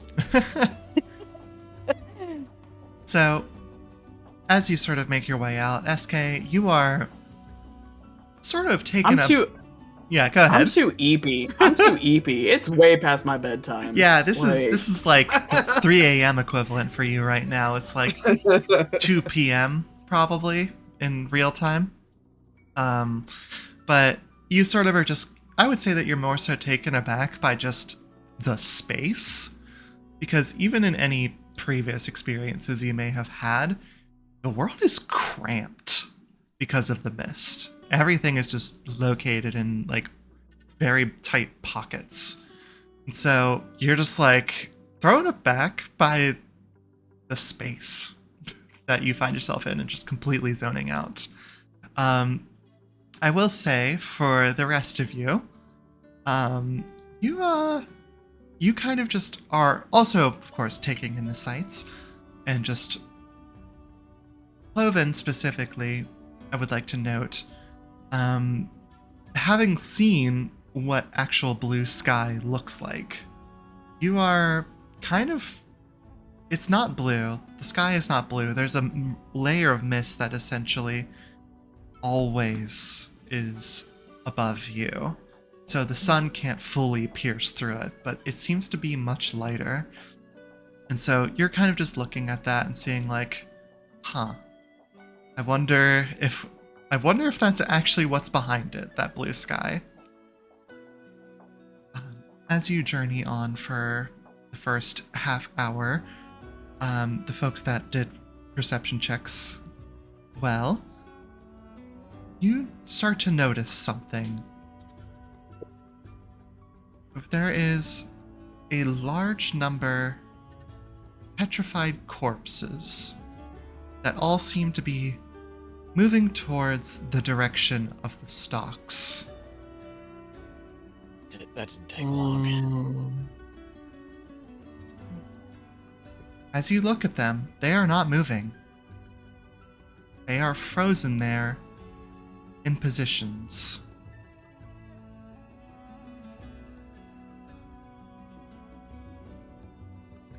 Do you wish to look closer or keep moving on? Thaddeus is going to walk up and nudge Adamar for a moment and gesture over towards them. Ah. They do not seem to be alive. And if they are, it's not the kind of alive we want. Right. What do you say we keep our distance? That is agreeable to me. Did mention about the not trying to get too attached. Yeah.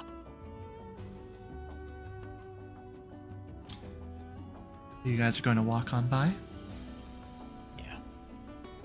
Kloven will pay his respects by just nodding his head and doing a bit of a moment of silence. Okay. As you sort of pay your respects and you kind of keep staring at them, you notice a few things. There seems to be a group of 2 of them that are laying next to each other in an embrace, while another set features 2 smaller, petrified humanoids cradled in the arms of another. They're all humanoid, and they are ever present. Even as you walk past this set, 10 minutes pass, and you notice another set of them, all of which find themselves reaching towards the safety that you can look back to see of the stalks.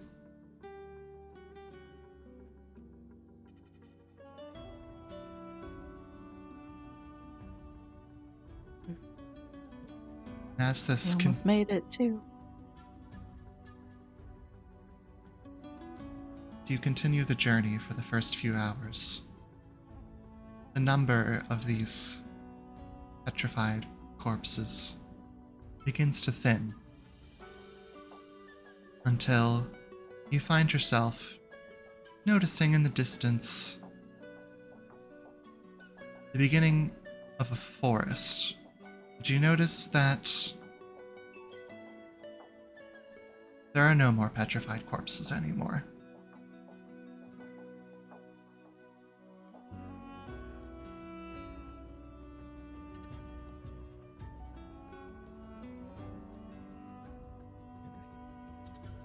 I think they came out of here.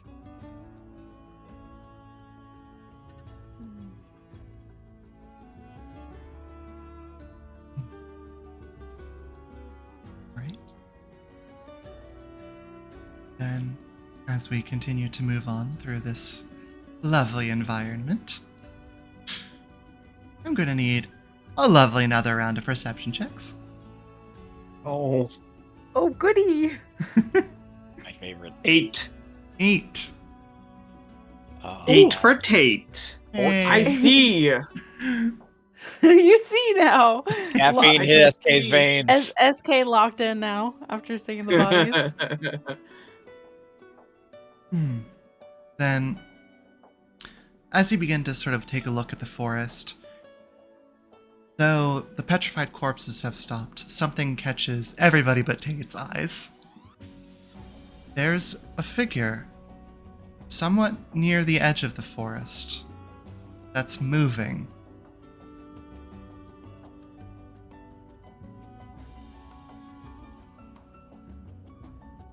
What do you do? Like a live one? It's moving towards the forest. Whatever it is. You're not close enough to make up its features.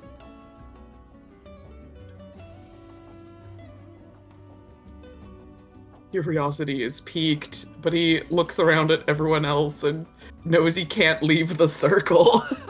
Oh, you guys are not in the mist right now. I want to be clear. Yeah. There is no mist for at least until I say there is mist. This is Gotcha. a clear in quotations area of the world right now. I'm going to try and observe the figure from a distance. Mm-hmm.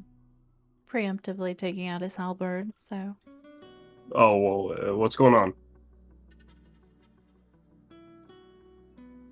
Can never be too sure. But No, I mean, like, why are you all, like you see something out there, or? Yeah, Oh. maybe someone.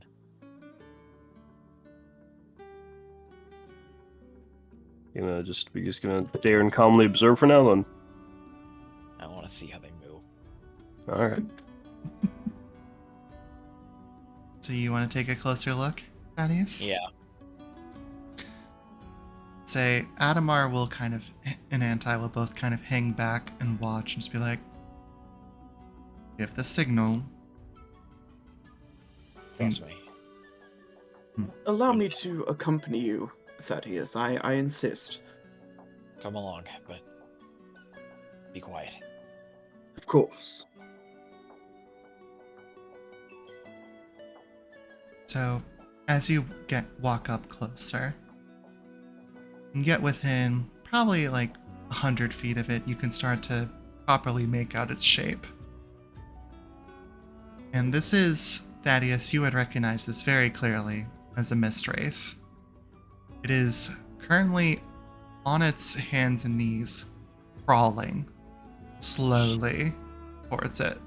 Not towards you, but into the forest. Shit. And you just hear in the distance just this slight like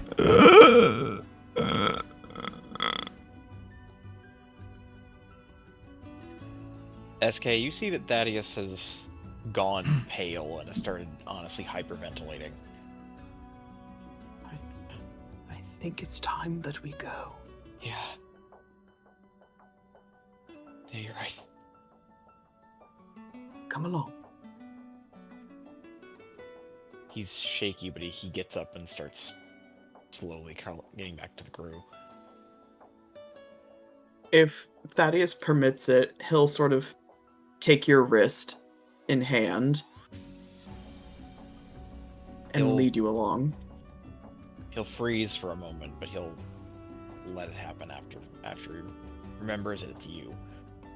Yeah, I can't imagine it's a very comforting feeling at first. It's all like scaly and cold, but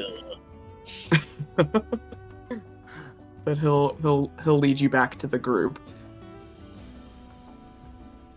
Everything all right? Mist wraiths. Hmm. Going to the forest. Well, that's where we're going too. Yeah. So we're gonna need to be sharp. Right. And probably very quiet. Yeah.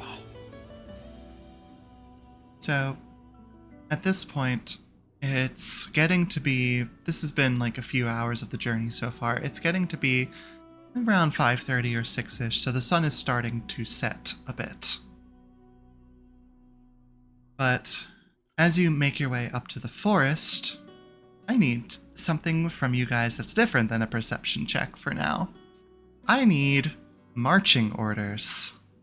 How are you Oh. guys going to be walking forward? Who is in the front? What a curious thing to ask, DM. Isn't it? Yeah, Sus. what do we think, boys? Who would naturally be in the front? I don't know. Thaddeus was pretty observant, but there's also Adamar and Anti. Mm-hmm. Yeah. If Adamar takes the front, Kloven would likely take the back, just kind of have guards on either side. Mm-hmm. Thaddeus would probably be going ahead of Kloven. Okay. So, you want Adamar to be the one in the front? Is that correct? Yes, take I one believe for that. the team. Yeah. Okay. Just gotta ask.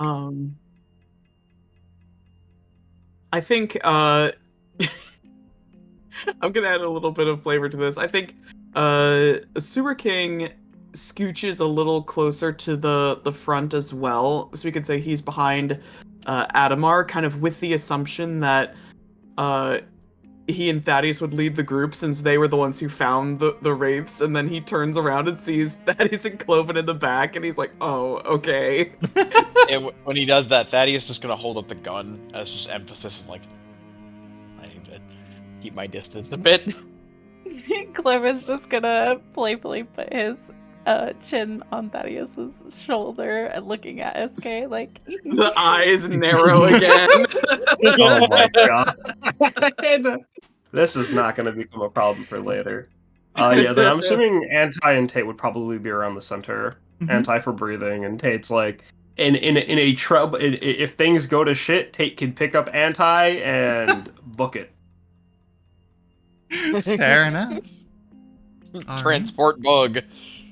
Then, Pick up that 8-foot tall bug. with that, then, I believe, based off of what you said, you guys will be trying to go through the forest stealthily. Is that correct? Yeah. Then Yes. you know what needs to be done. Stealth roll. dang it. I pull out my die. Yeah, my disadvantage, my -1. 15. Oh, Oh no! Oh. Okay. It's the rat man. I blame Kloven. I blame Caligula. He's not here. It's still his fault. Way to fuck it up for the rest of us. Hold on. Good thing I'm in the We're front, right? doing averages, right, DM? We're doing averages. Oh, we also have to add in a few other people's rolls. I just trip over Adamar. It's fine. That's a natural one from Oh Anti. no! Oh. Bug is not stealthy. What is Adamar's? Does he have proficiency in stealth? No, Big No. bug. he doesn't. But he does Oh, have a no. +5 to it. Okay, Adamar did well. Well, thank goodness. Okay, well, you guys did a lot poorer on this than I expected you to. Leave it to the creatures. Creature. I'm Eepy. I'm just a little guy. Little guy. All right. So, as you sort of make your way into the forest itself, keeping as quiet as you can, well, those of us as players probably think about the forest as just like a place full of sounds of birds, bugs, and other such things. It is very, very quiet. With one minor exception. Just that same raspy breathing, just like in the distance to you, just.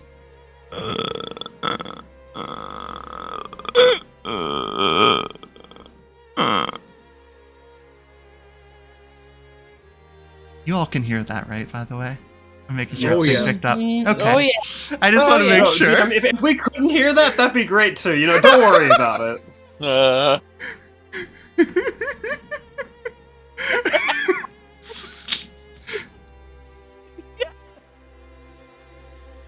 All right. So you just hear it distantly, and as you kind of make your way through, it kind of drifts in and out. Sometimes you hear it a bit closer to you, but sometimes you don't. But in the distance, in addition to this sound, you also just hear consistent snapping of twigs and thumping of bodies.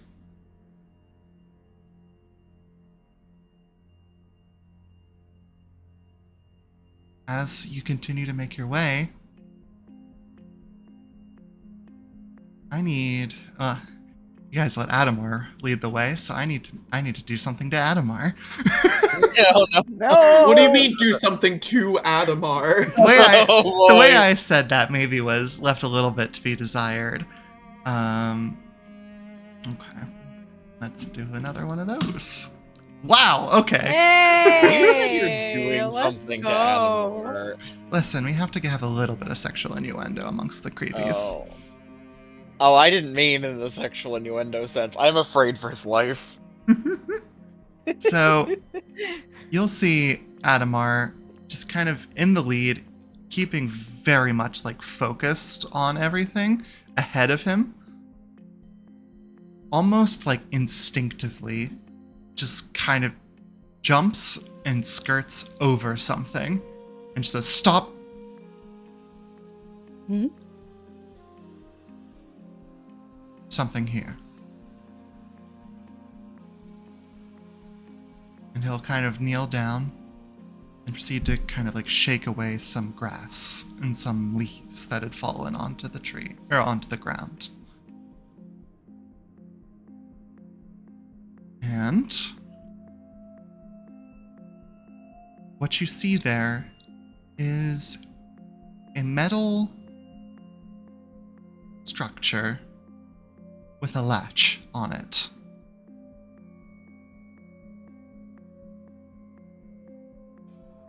Over the door, there's a large green check mark and the initials CGH.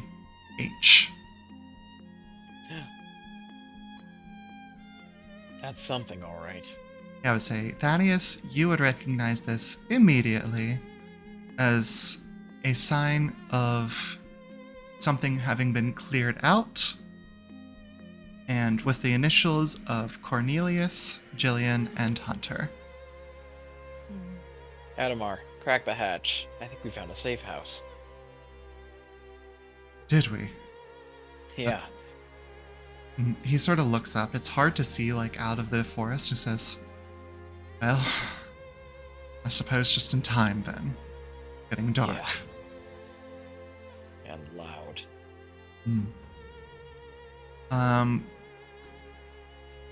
Would anybody like to help Adamar attempt to open this door?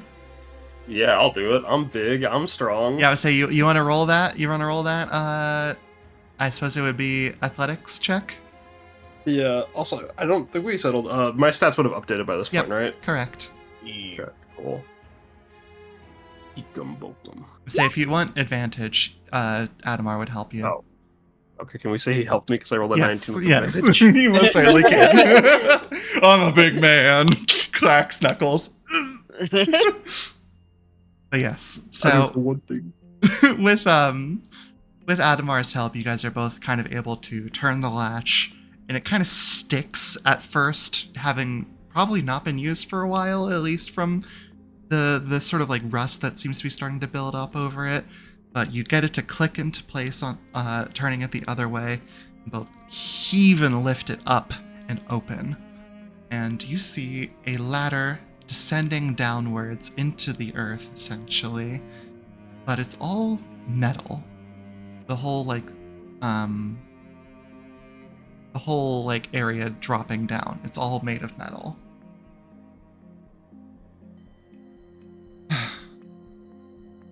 You said you know what these are? Well, I know Jillian's shorthand, at least. That check mark means she cleared it out. There's not going to be any monsters down there unless one of them learned how to open a door.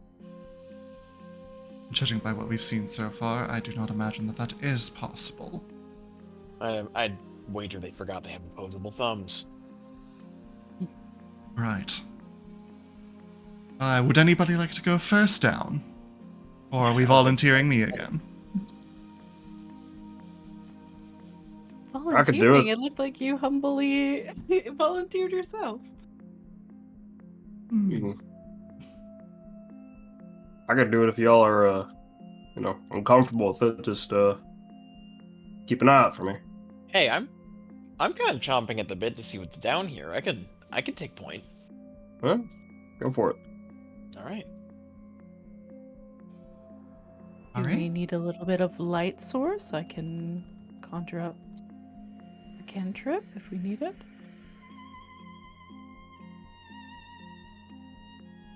That would be helpful, yeah.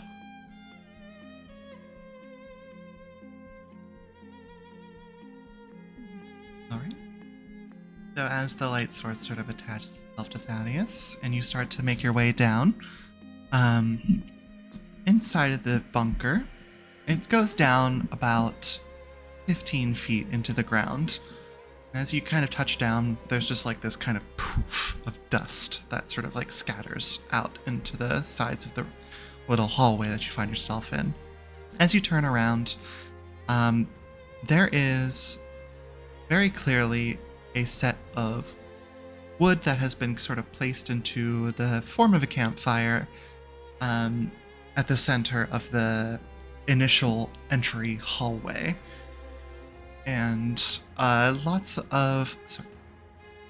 and basically just a set of some small canned food that seems to have been used a while ago, with a few chalkboards and other such amenities.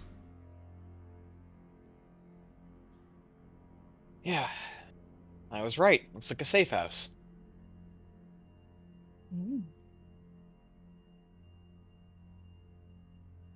Are you all going to Well, make your way down? Oh yeah, Yeah. I'm going in. Mm-hmm. Yep. All right. Whoever's holding up the rear, make sure to shut the door behind you. We don't want any uninvited guests. Right. And as you guys kind of go down there, start to kind of find your way into this wider entry area. You can see Thaddeus.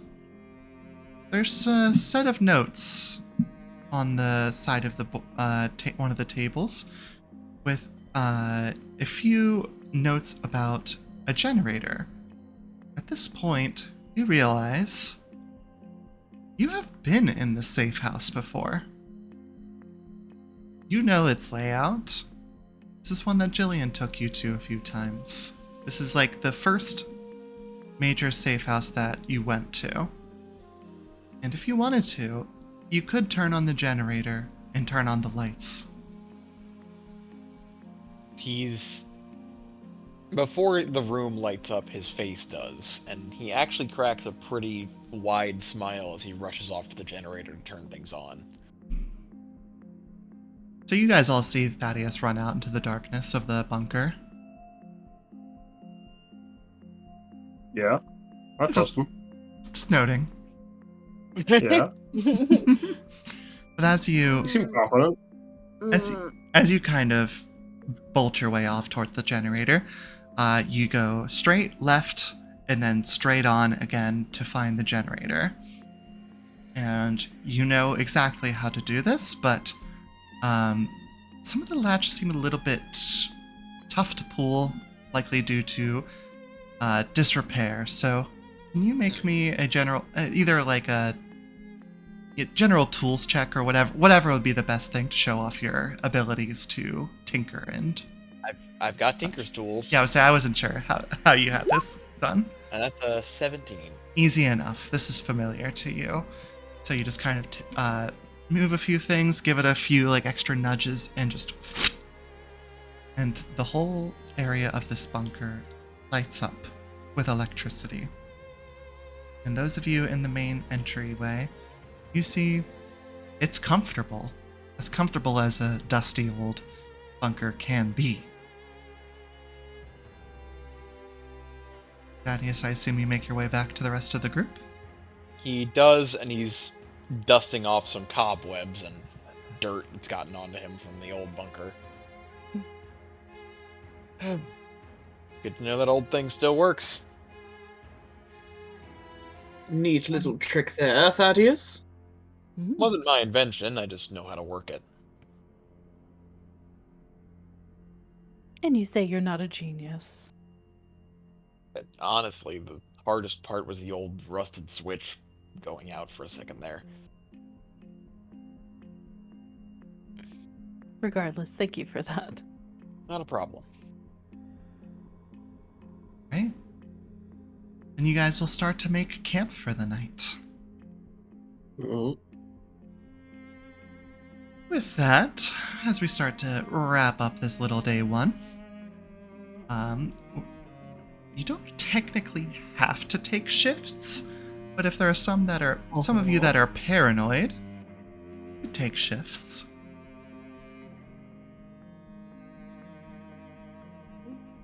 I think for the first night, probably, Kloven would probably want to suggest us doing shifts. All right. Yeah. Then I'll let you RP out who's taking what shift, and then we'll get into that. So, we're doing watches, right? Yeah, sounds like it. If His Majesty needs his beauty sleep, though, you most certainly can sit this one out. Sewer King, you've noticed he's already started gathering stuff and, like, shoving it into a pile and just,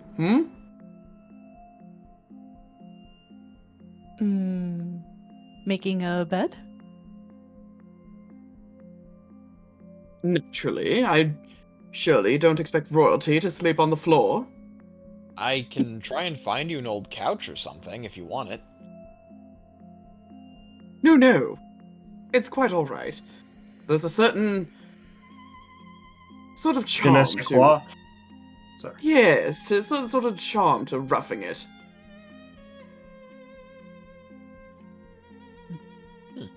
Well, fair enough. I don't know if the couch is going to be big enough for more than one person, so... Speaking of beauty sleep, Kloven, do you want it? Oh, I don't mind sharing. I mean, we could always test out that theory. I'd rather take my shift. All right. Well, I don't mind taking a shift or two. So. Who's taking first shift? I'm volunteering Thaddeus so we can skip the arguing. I'll take it. I need to explore this place anyway. See what she left behind. Yeah, checks out. All right. I can take the next one then, since I'm the one that offered to, or suggested the shifts. All right. Twist my arm. All right. So as you all begin to make your way towards sleep, Thaddeus, you taking the first shift, we'll just do, since you said you wanted to explore a little bit, we'll just do a general perception check for if you hear anything, and your general exploration, if that's all right. Sounds good.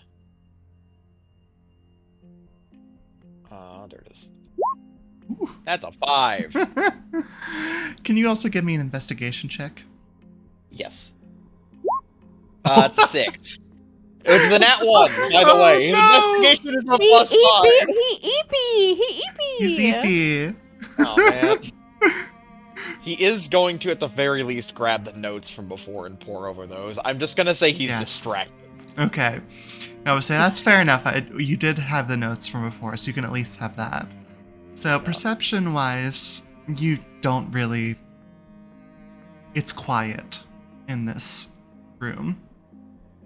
Essentially, what you can see is just everybody is sleeping. I'm sure there's some variety of snoring. And you can see in the distance, Anti is kind of there, not sleeping, but is just kind of just sitting there. And you can see that the eye area of them that has like the what's it called? Like the multifaceted eyes. I know there's a word for it. Compound eyes? Compound eyes, thank you. Compound eyes has sort of like lighted, it's like dimmer than it is before, but you can see that like there's occasional small flashes. But as you sort of take your time to pore over the notes, these are, once again, this is a place that you have been to, but sort of when you are much younger, or at least a good few years younger, one that you came to with Jillian. And you sort of start to put the pieces together in a way of, wait, this is electricity. Like, these notes are basically describing the theory of electricity that is employed in the stocks, in small form, albeit, but is still used. And you realize that this must be where they all learned it, and therefore one of the discoveries that were made while they were out exploring and reclaiming a little bit into the mist. Huh. So I guess the generator wasn't really her design after all. To think it was so close to home. She told me she built this thing. Maybe I'm not the only compulsive liar in my family.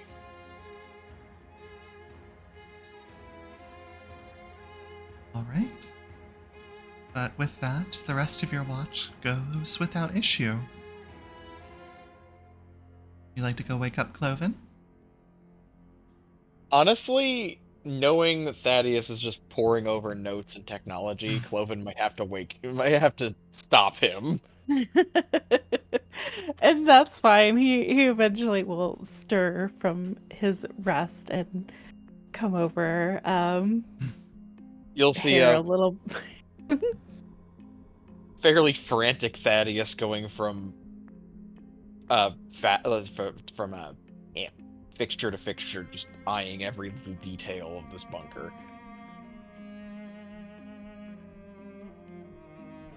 You know, the point of a watch is to take turns, right, Thaddeus? I think I've been watching plenty.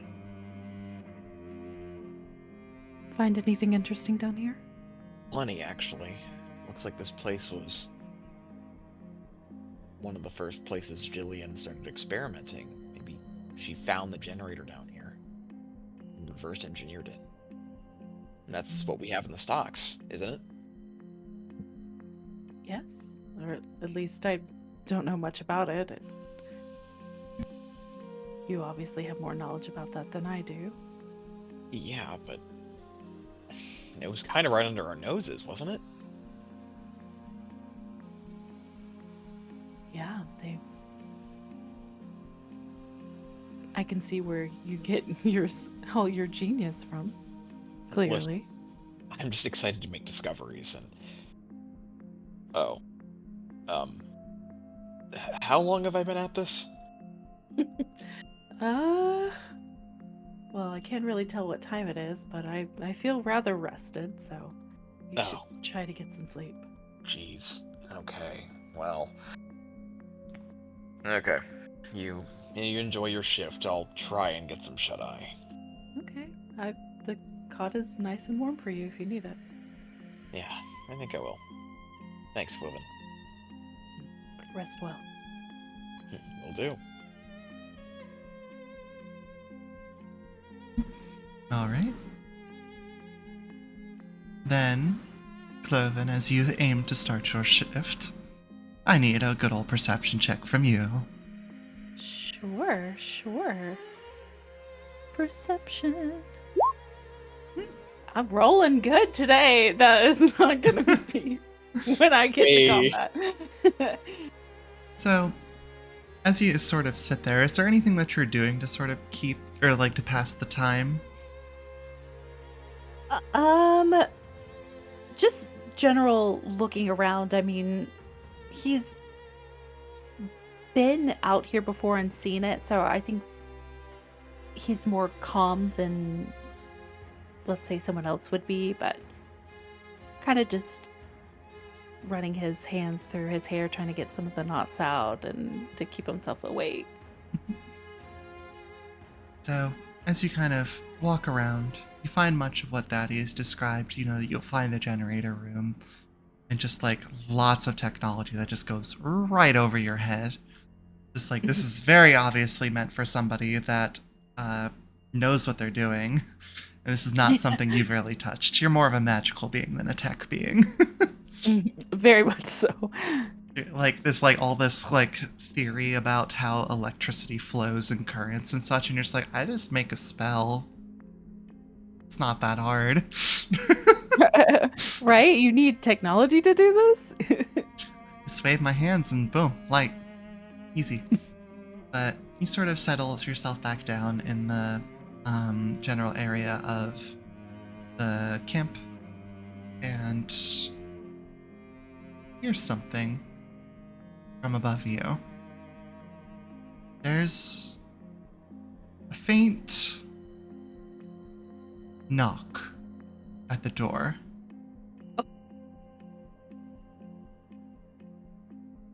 Oh. That's curious. You hear it kind of just happen, just like a little like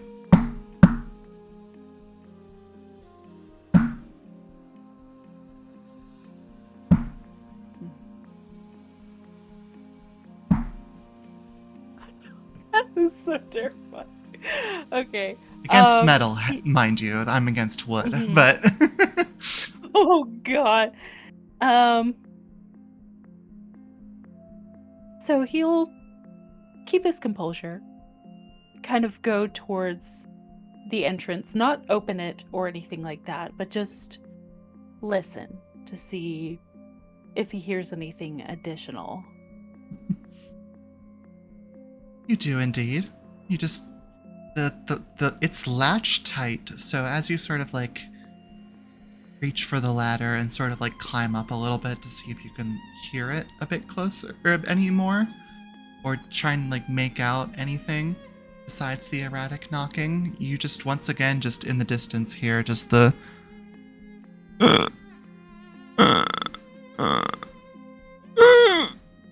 sound. Not a friendly visitor, it seems.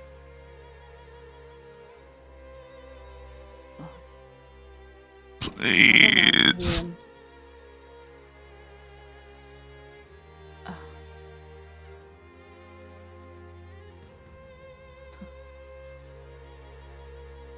I'm sorry, little one. I can't do anything to help you.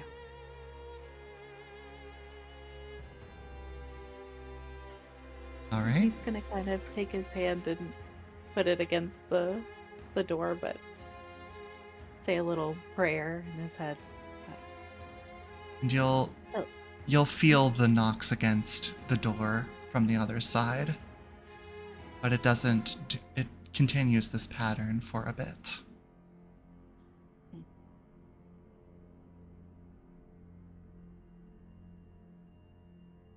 He's just gonna solemnly like make his way back down, making sure that the entrance is properly barred. Mm-hmm. This is a heavy-ass door. Yeah. So being able to open it is a two-man job in the first place, but you go back down the ladder with knowing that it's secured. And 10 or so minutes pass, and the knocking stops. You find yourself kind of taking a deep breath and let yourself relax.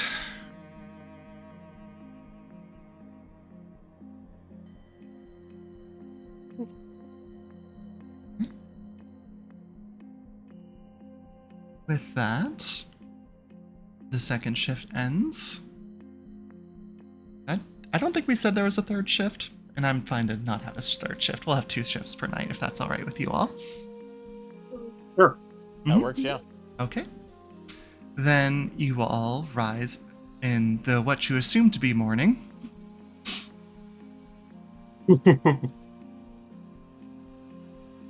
Start to stretch your legs and get ready to take on the next day.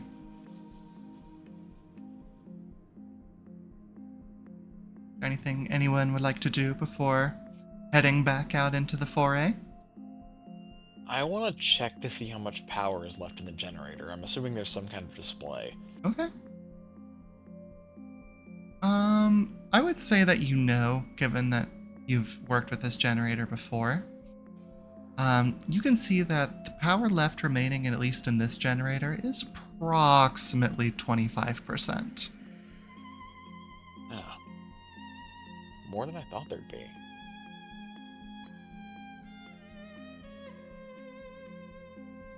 Well, if we need to come back here, there's at least enough power for a couple more days. Good to know. Hmm. Before we head out, though, Tate, I might take you up on that hair offer. Oh, yeah, sure, come here. Thank you. Thaddeus is going to pull out a notebook and take notes on what to do. Do I need to sit down? Yeah, just sit down right here. Sure. Normally I'd braid her hair with some dried flowers, but you got some bands, right? I do, yes. I can use those. Mhm. Tate will just slowly braid over the hairs, and then he'll use the bands, sort of like Mexican braids, like, you know, the ones with like the ribbons flowing through it. Yes. Mm-hmm. Yeah. Sister always had an eye for accessories in her hair. Sorry if it's a little uncomfortable, Kloven. Oh no, it's perfect. Glad to hear.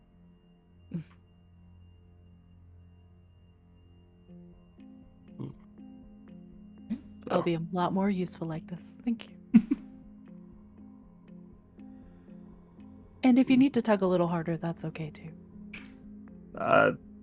Seems plenty fun. Does it feel loose to you? I can move it again if you need me to. Oh, no, it's fine. Alright. Thank you, Tate. It's over his head. Gives him a good pat on the shoulder when he turns around. Mm-hmm. All right. And I believe we will start the next day properly, with you all heading out of the bunker. I assume Tate and Adamar will just kind of move the door open, and you all kind of just pour out. As you do so, Anti will kind of speak up, as you can see like the roots that sort of make up what would be their legs kind of like spread out a little bit and like sort of burrow into the ground a touch. And they just speak up and say, "Whatever was around here last night seems to be continuing to move south as well. I believe we will be safe for now, but we should expect some resistance, likely today. Alright, I'll be ready to fight. Thank you for letting us know. We'll be prepared. Alright. Then I gotta do the good old perception checks as you guys move along. Oh, I know we're doing a lot of perception checks. It's just 17. that's how we do We need to be traveling. locked in. That's how There's we a do lot travel. to see. Woo. That nat 20 chaunting us on the other side. All right. So as you kind of make your way, continue south, the first hour or so is relatively uneventful.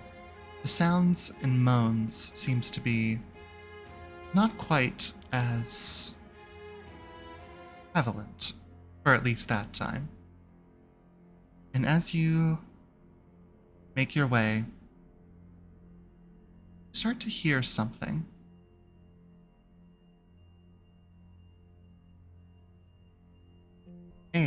The voices and the sounds begin to come back. But specifically, we'll say, fortunately everybody but Tate, start to hear a slight sounding of crashing waves.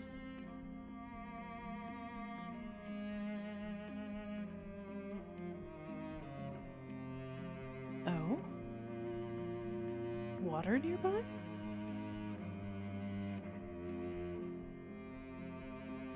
Curious.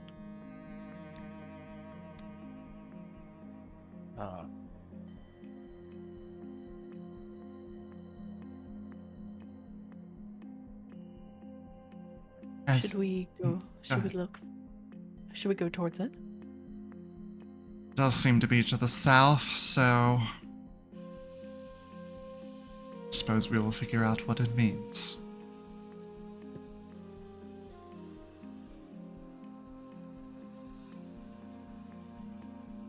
As you continue to sort of make your way south, before you find any signs of this crashing water, you see a group of mistwraiths.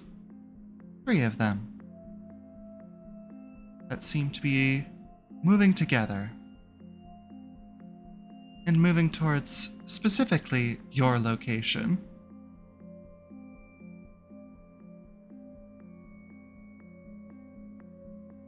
They don't seem to have noticed you, though.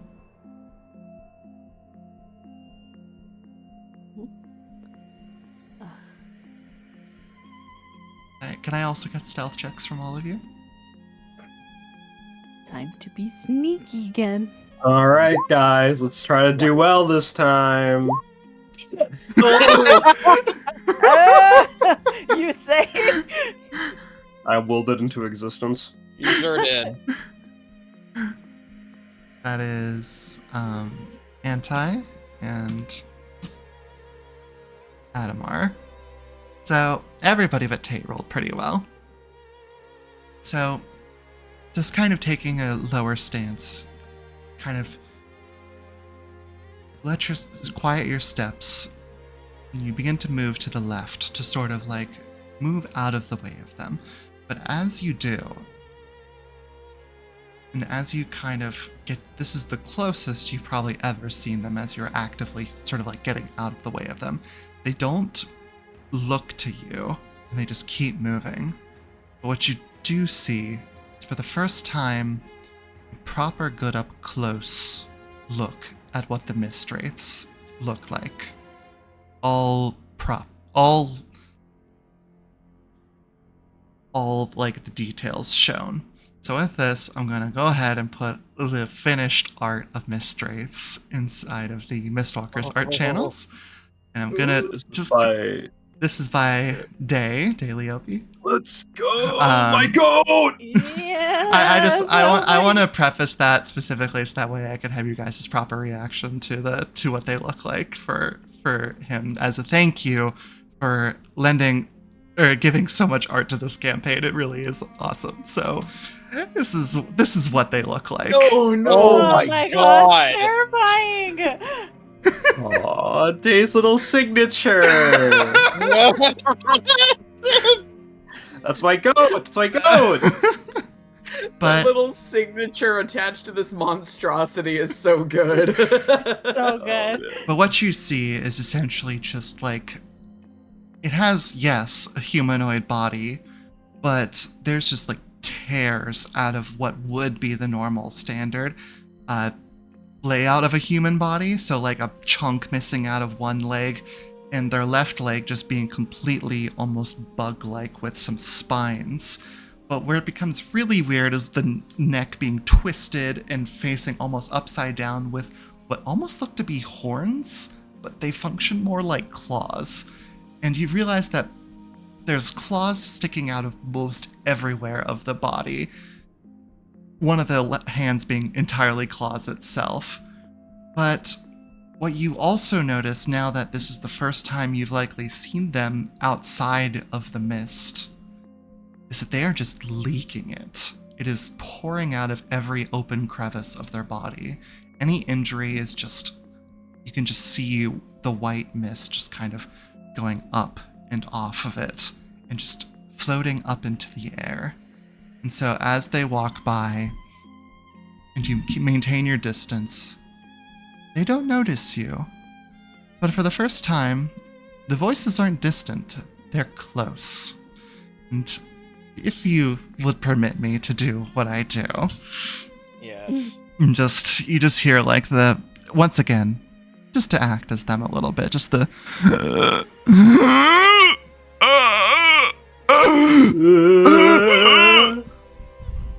as they just walk by, not noticing your presence.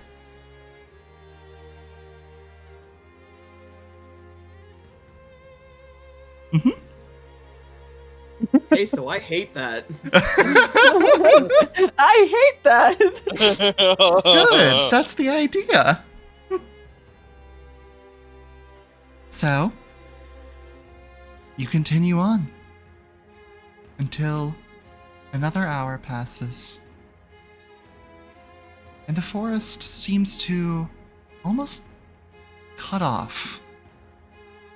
You see this about 200 feet in the distance. There seems to be a sheer cliffside there.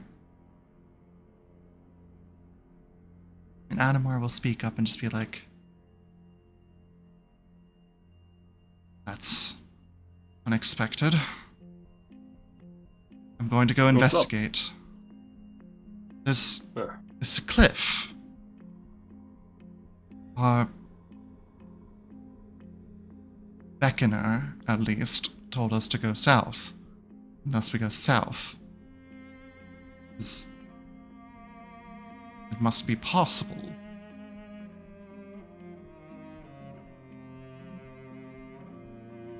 It's best to stay in a group. We can all go together. Right. Right. So, as you guys kind of walk up, you can see it's about, the sheer cliff drop is about 100 feet down to the water. And truly, it is just a tumultuous ocean there at the bottom. But one thing you also notice, just as you begin to take in the surroundings a bit, is that there is another cliffside directly across from it, but another good 100 feet. As you kind of look to the right, it just continues, almost like the world kind of cracked and separated. But as you look to the left, you also notice that it seems to be coming together in some way, shape, or form further along that direction.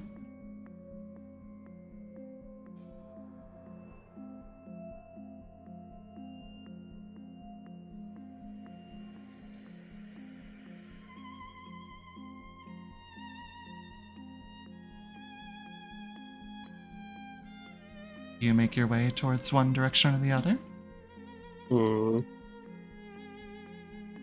I'm sorry, could you repeat the two directions again? Yes. Like the two stones? To the right seems to be just like more of that cliff face, but it seems to be staying about like the distance across. Like the chasm essentially is about 100 feet across. But as you look to the left, it seems like the chasm is at least shortening. Like there's less distance between the two sides of the land masses that have split apart. Oh, it'd be easier for us to go down the left path, right? Probably. I think so. Worst case, I mean, we're by a forest. I could chop a tree down. Would that Try not not to make draw us would that not draw attention to ourselves? Well, I mean, Plenty of it. yeah, that's why I said worst case. Well, let's get a little bit closer and see. Right. So you begin to head that to the that would be east, yeah. East. You can make a loop Yeah. around. A little Wrap little, around. little wrap around, or a little wrap around. And just kind of make your way up.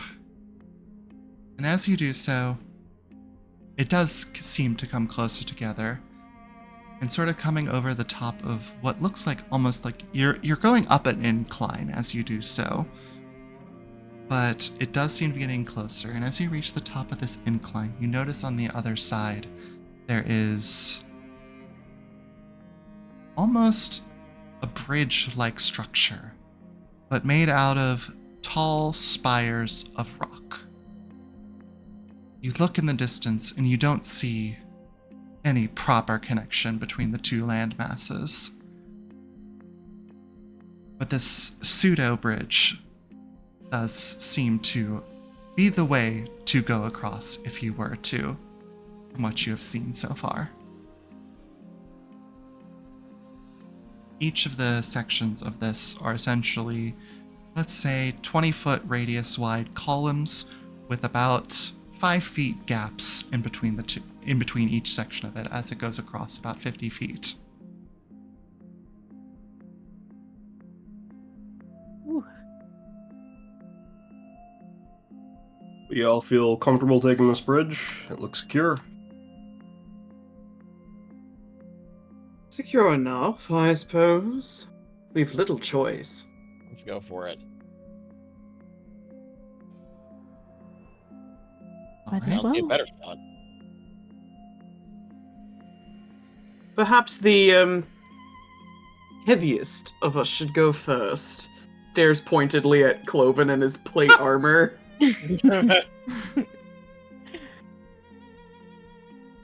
Oh, certainly. I mean, despite it all, it's quieter than you, but I'll do my best.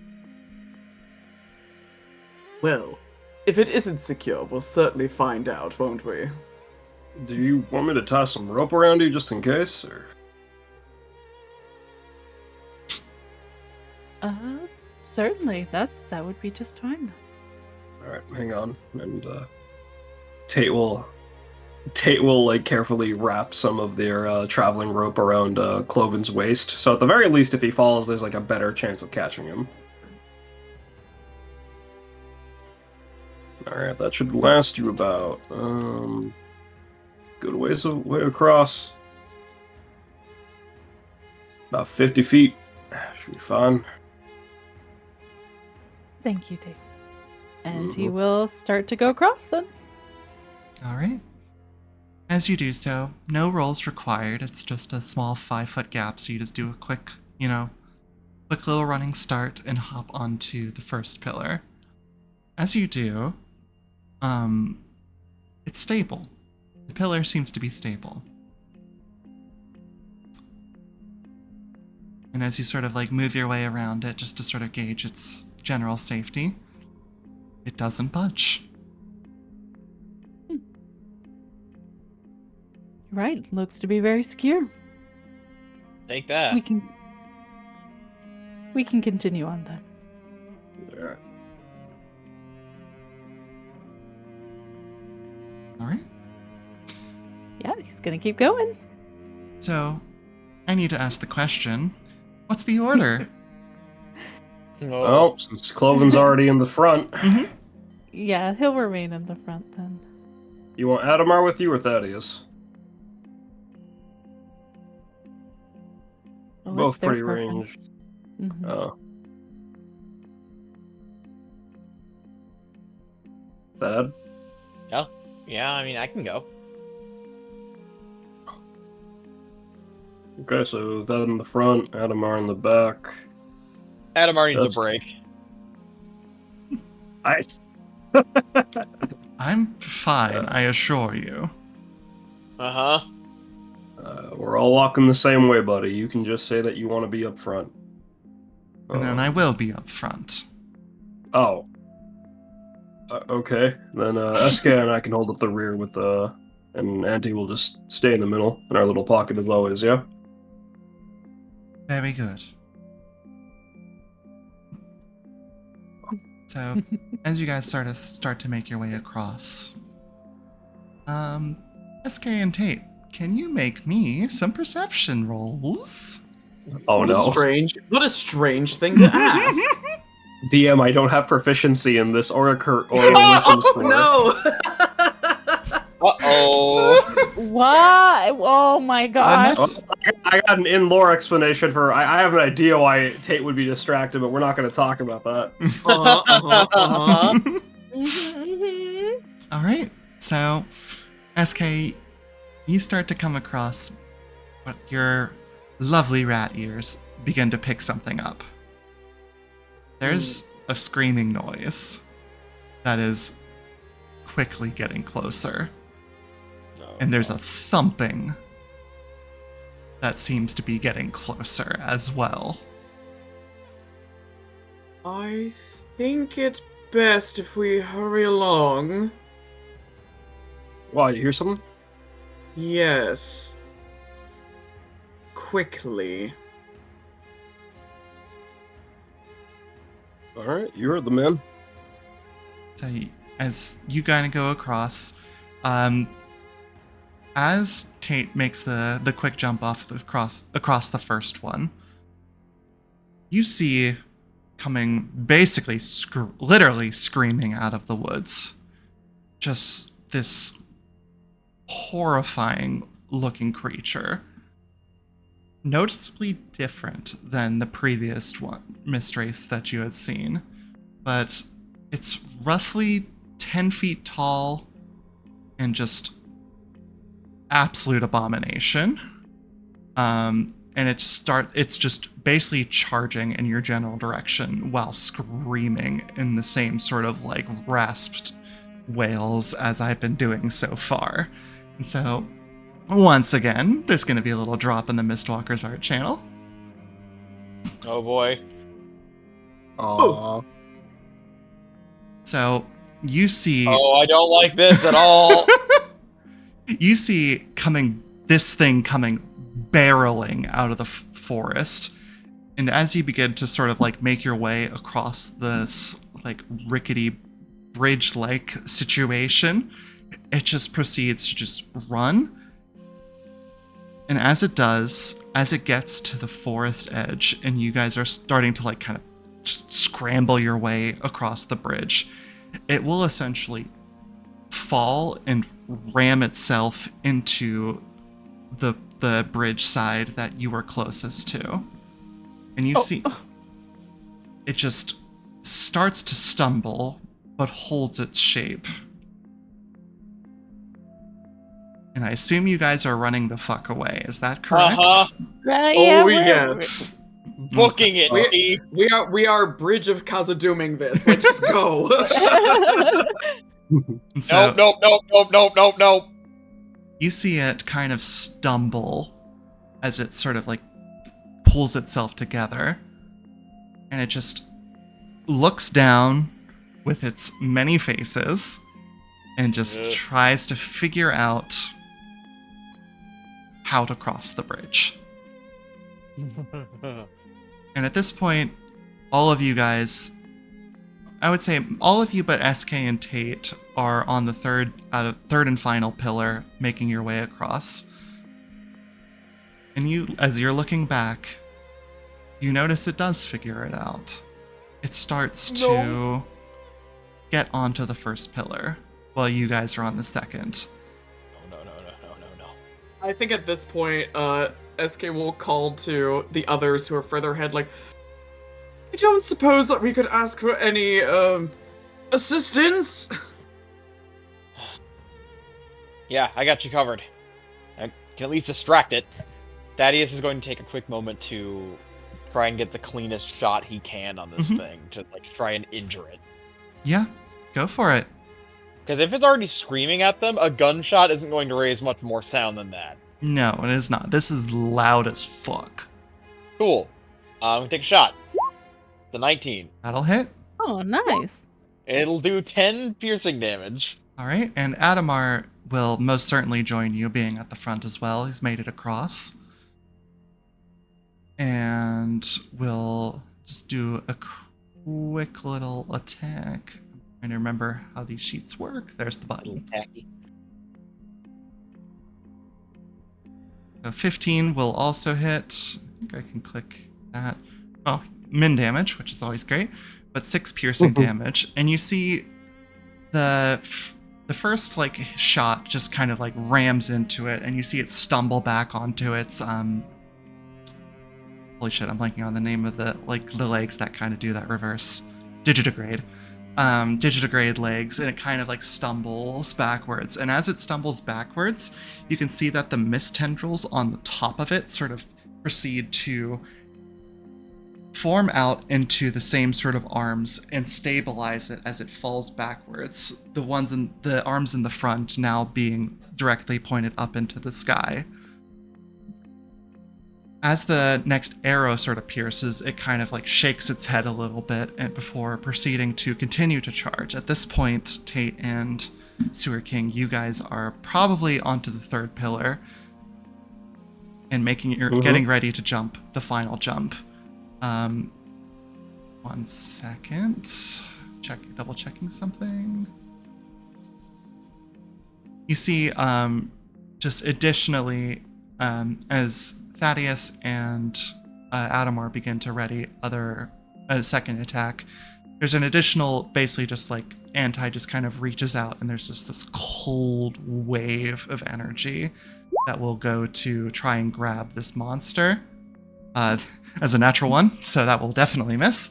But it seems to be like sort of like wobbling as it starts to get ready for its it starts to get used to the new basically 4 legs that are on the ground, and begins to charge once more. Thaddeus and Adamar and whoever else has ranged options and wants to use them, you are more than welcome to. Yeah, I have a guiding bolt, so I'll definitely chuck it at it. Yeah, feel free to throw whatever you got. Oh no. Great. So good. Love it. Let it be known that I've been doing so well in every other check besides the attack roll. Okay. I also realized that Adamar had a second attack, which that one will miss as well. So, second round of attacks, though please feel free to roll me some attacks as it gets to the second pillar. Just, once again, it is just shrieking at you guys as it does this. 16? Hits. 8 damage. Okay. Then we'll do...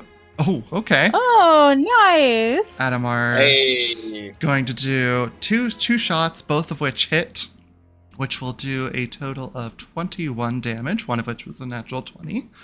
Oh, right. And then anti, do another chill touch. That is much better for 9 necrotic damage. And as just like this kind of, as this just volley of additional ranged firepower kind of comes into it, you see it sort of like its movement is being stopped by the force of these attacks kind of pushing into it. And as we'll say, as Thaddeus's repeater kind of shoots into it, you see that it just pushes it back just enough for it to proceed to fall off of the ledge and down into the water itself.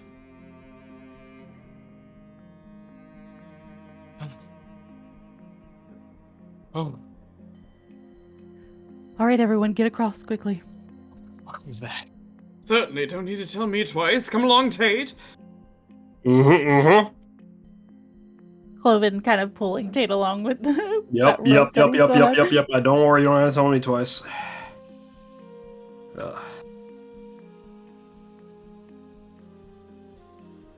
Good shot, Thaddeus. Good And shot, Adamar, you as Adamar. well. And Ante. And Anti, and Kloven. Meris, get out there for me for a bit. What did he say about Kloven? Kloven was certainly there. Hey, he tried.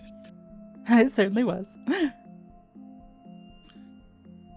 You certainly contributed well as well. That's good. And just as you guys... Yes, well, Go ahead.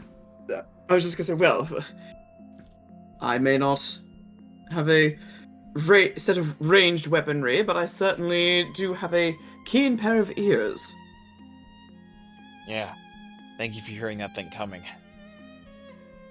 You're welcome. Being evolutionary superior certainly has its advantages.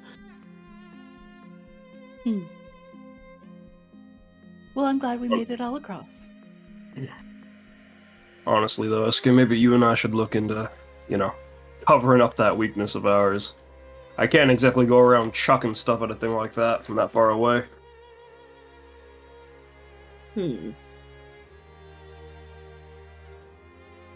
Yes, well. As I say, it's best to evolve. To become the best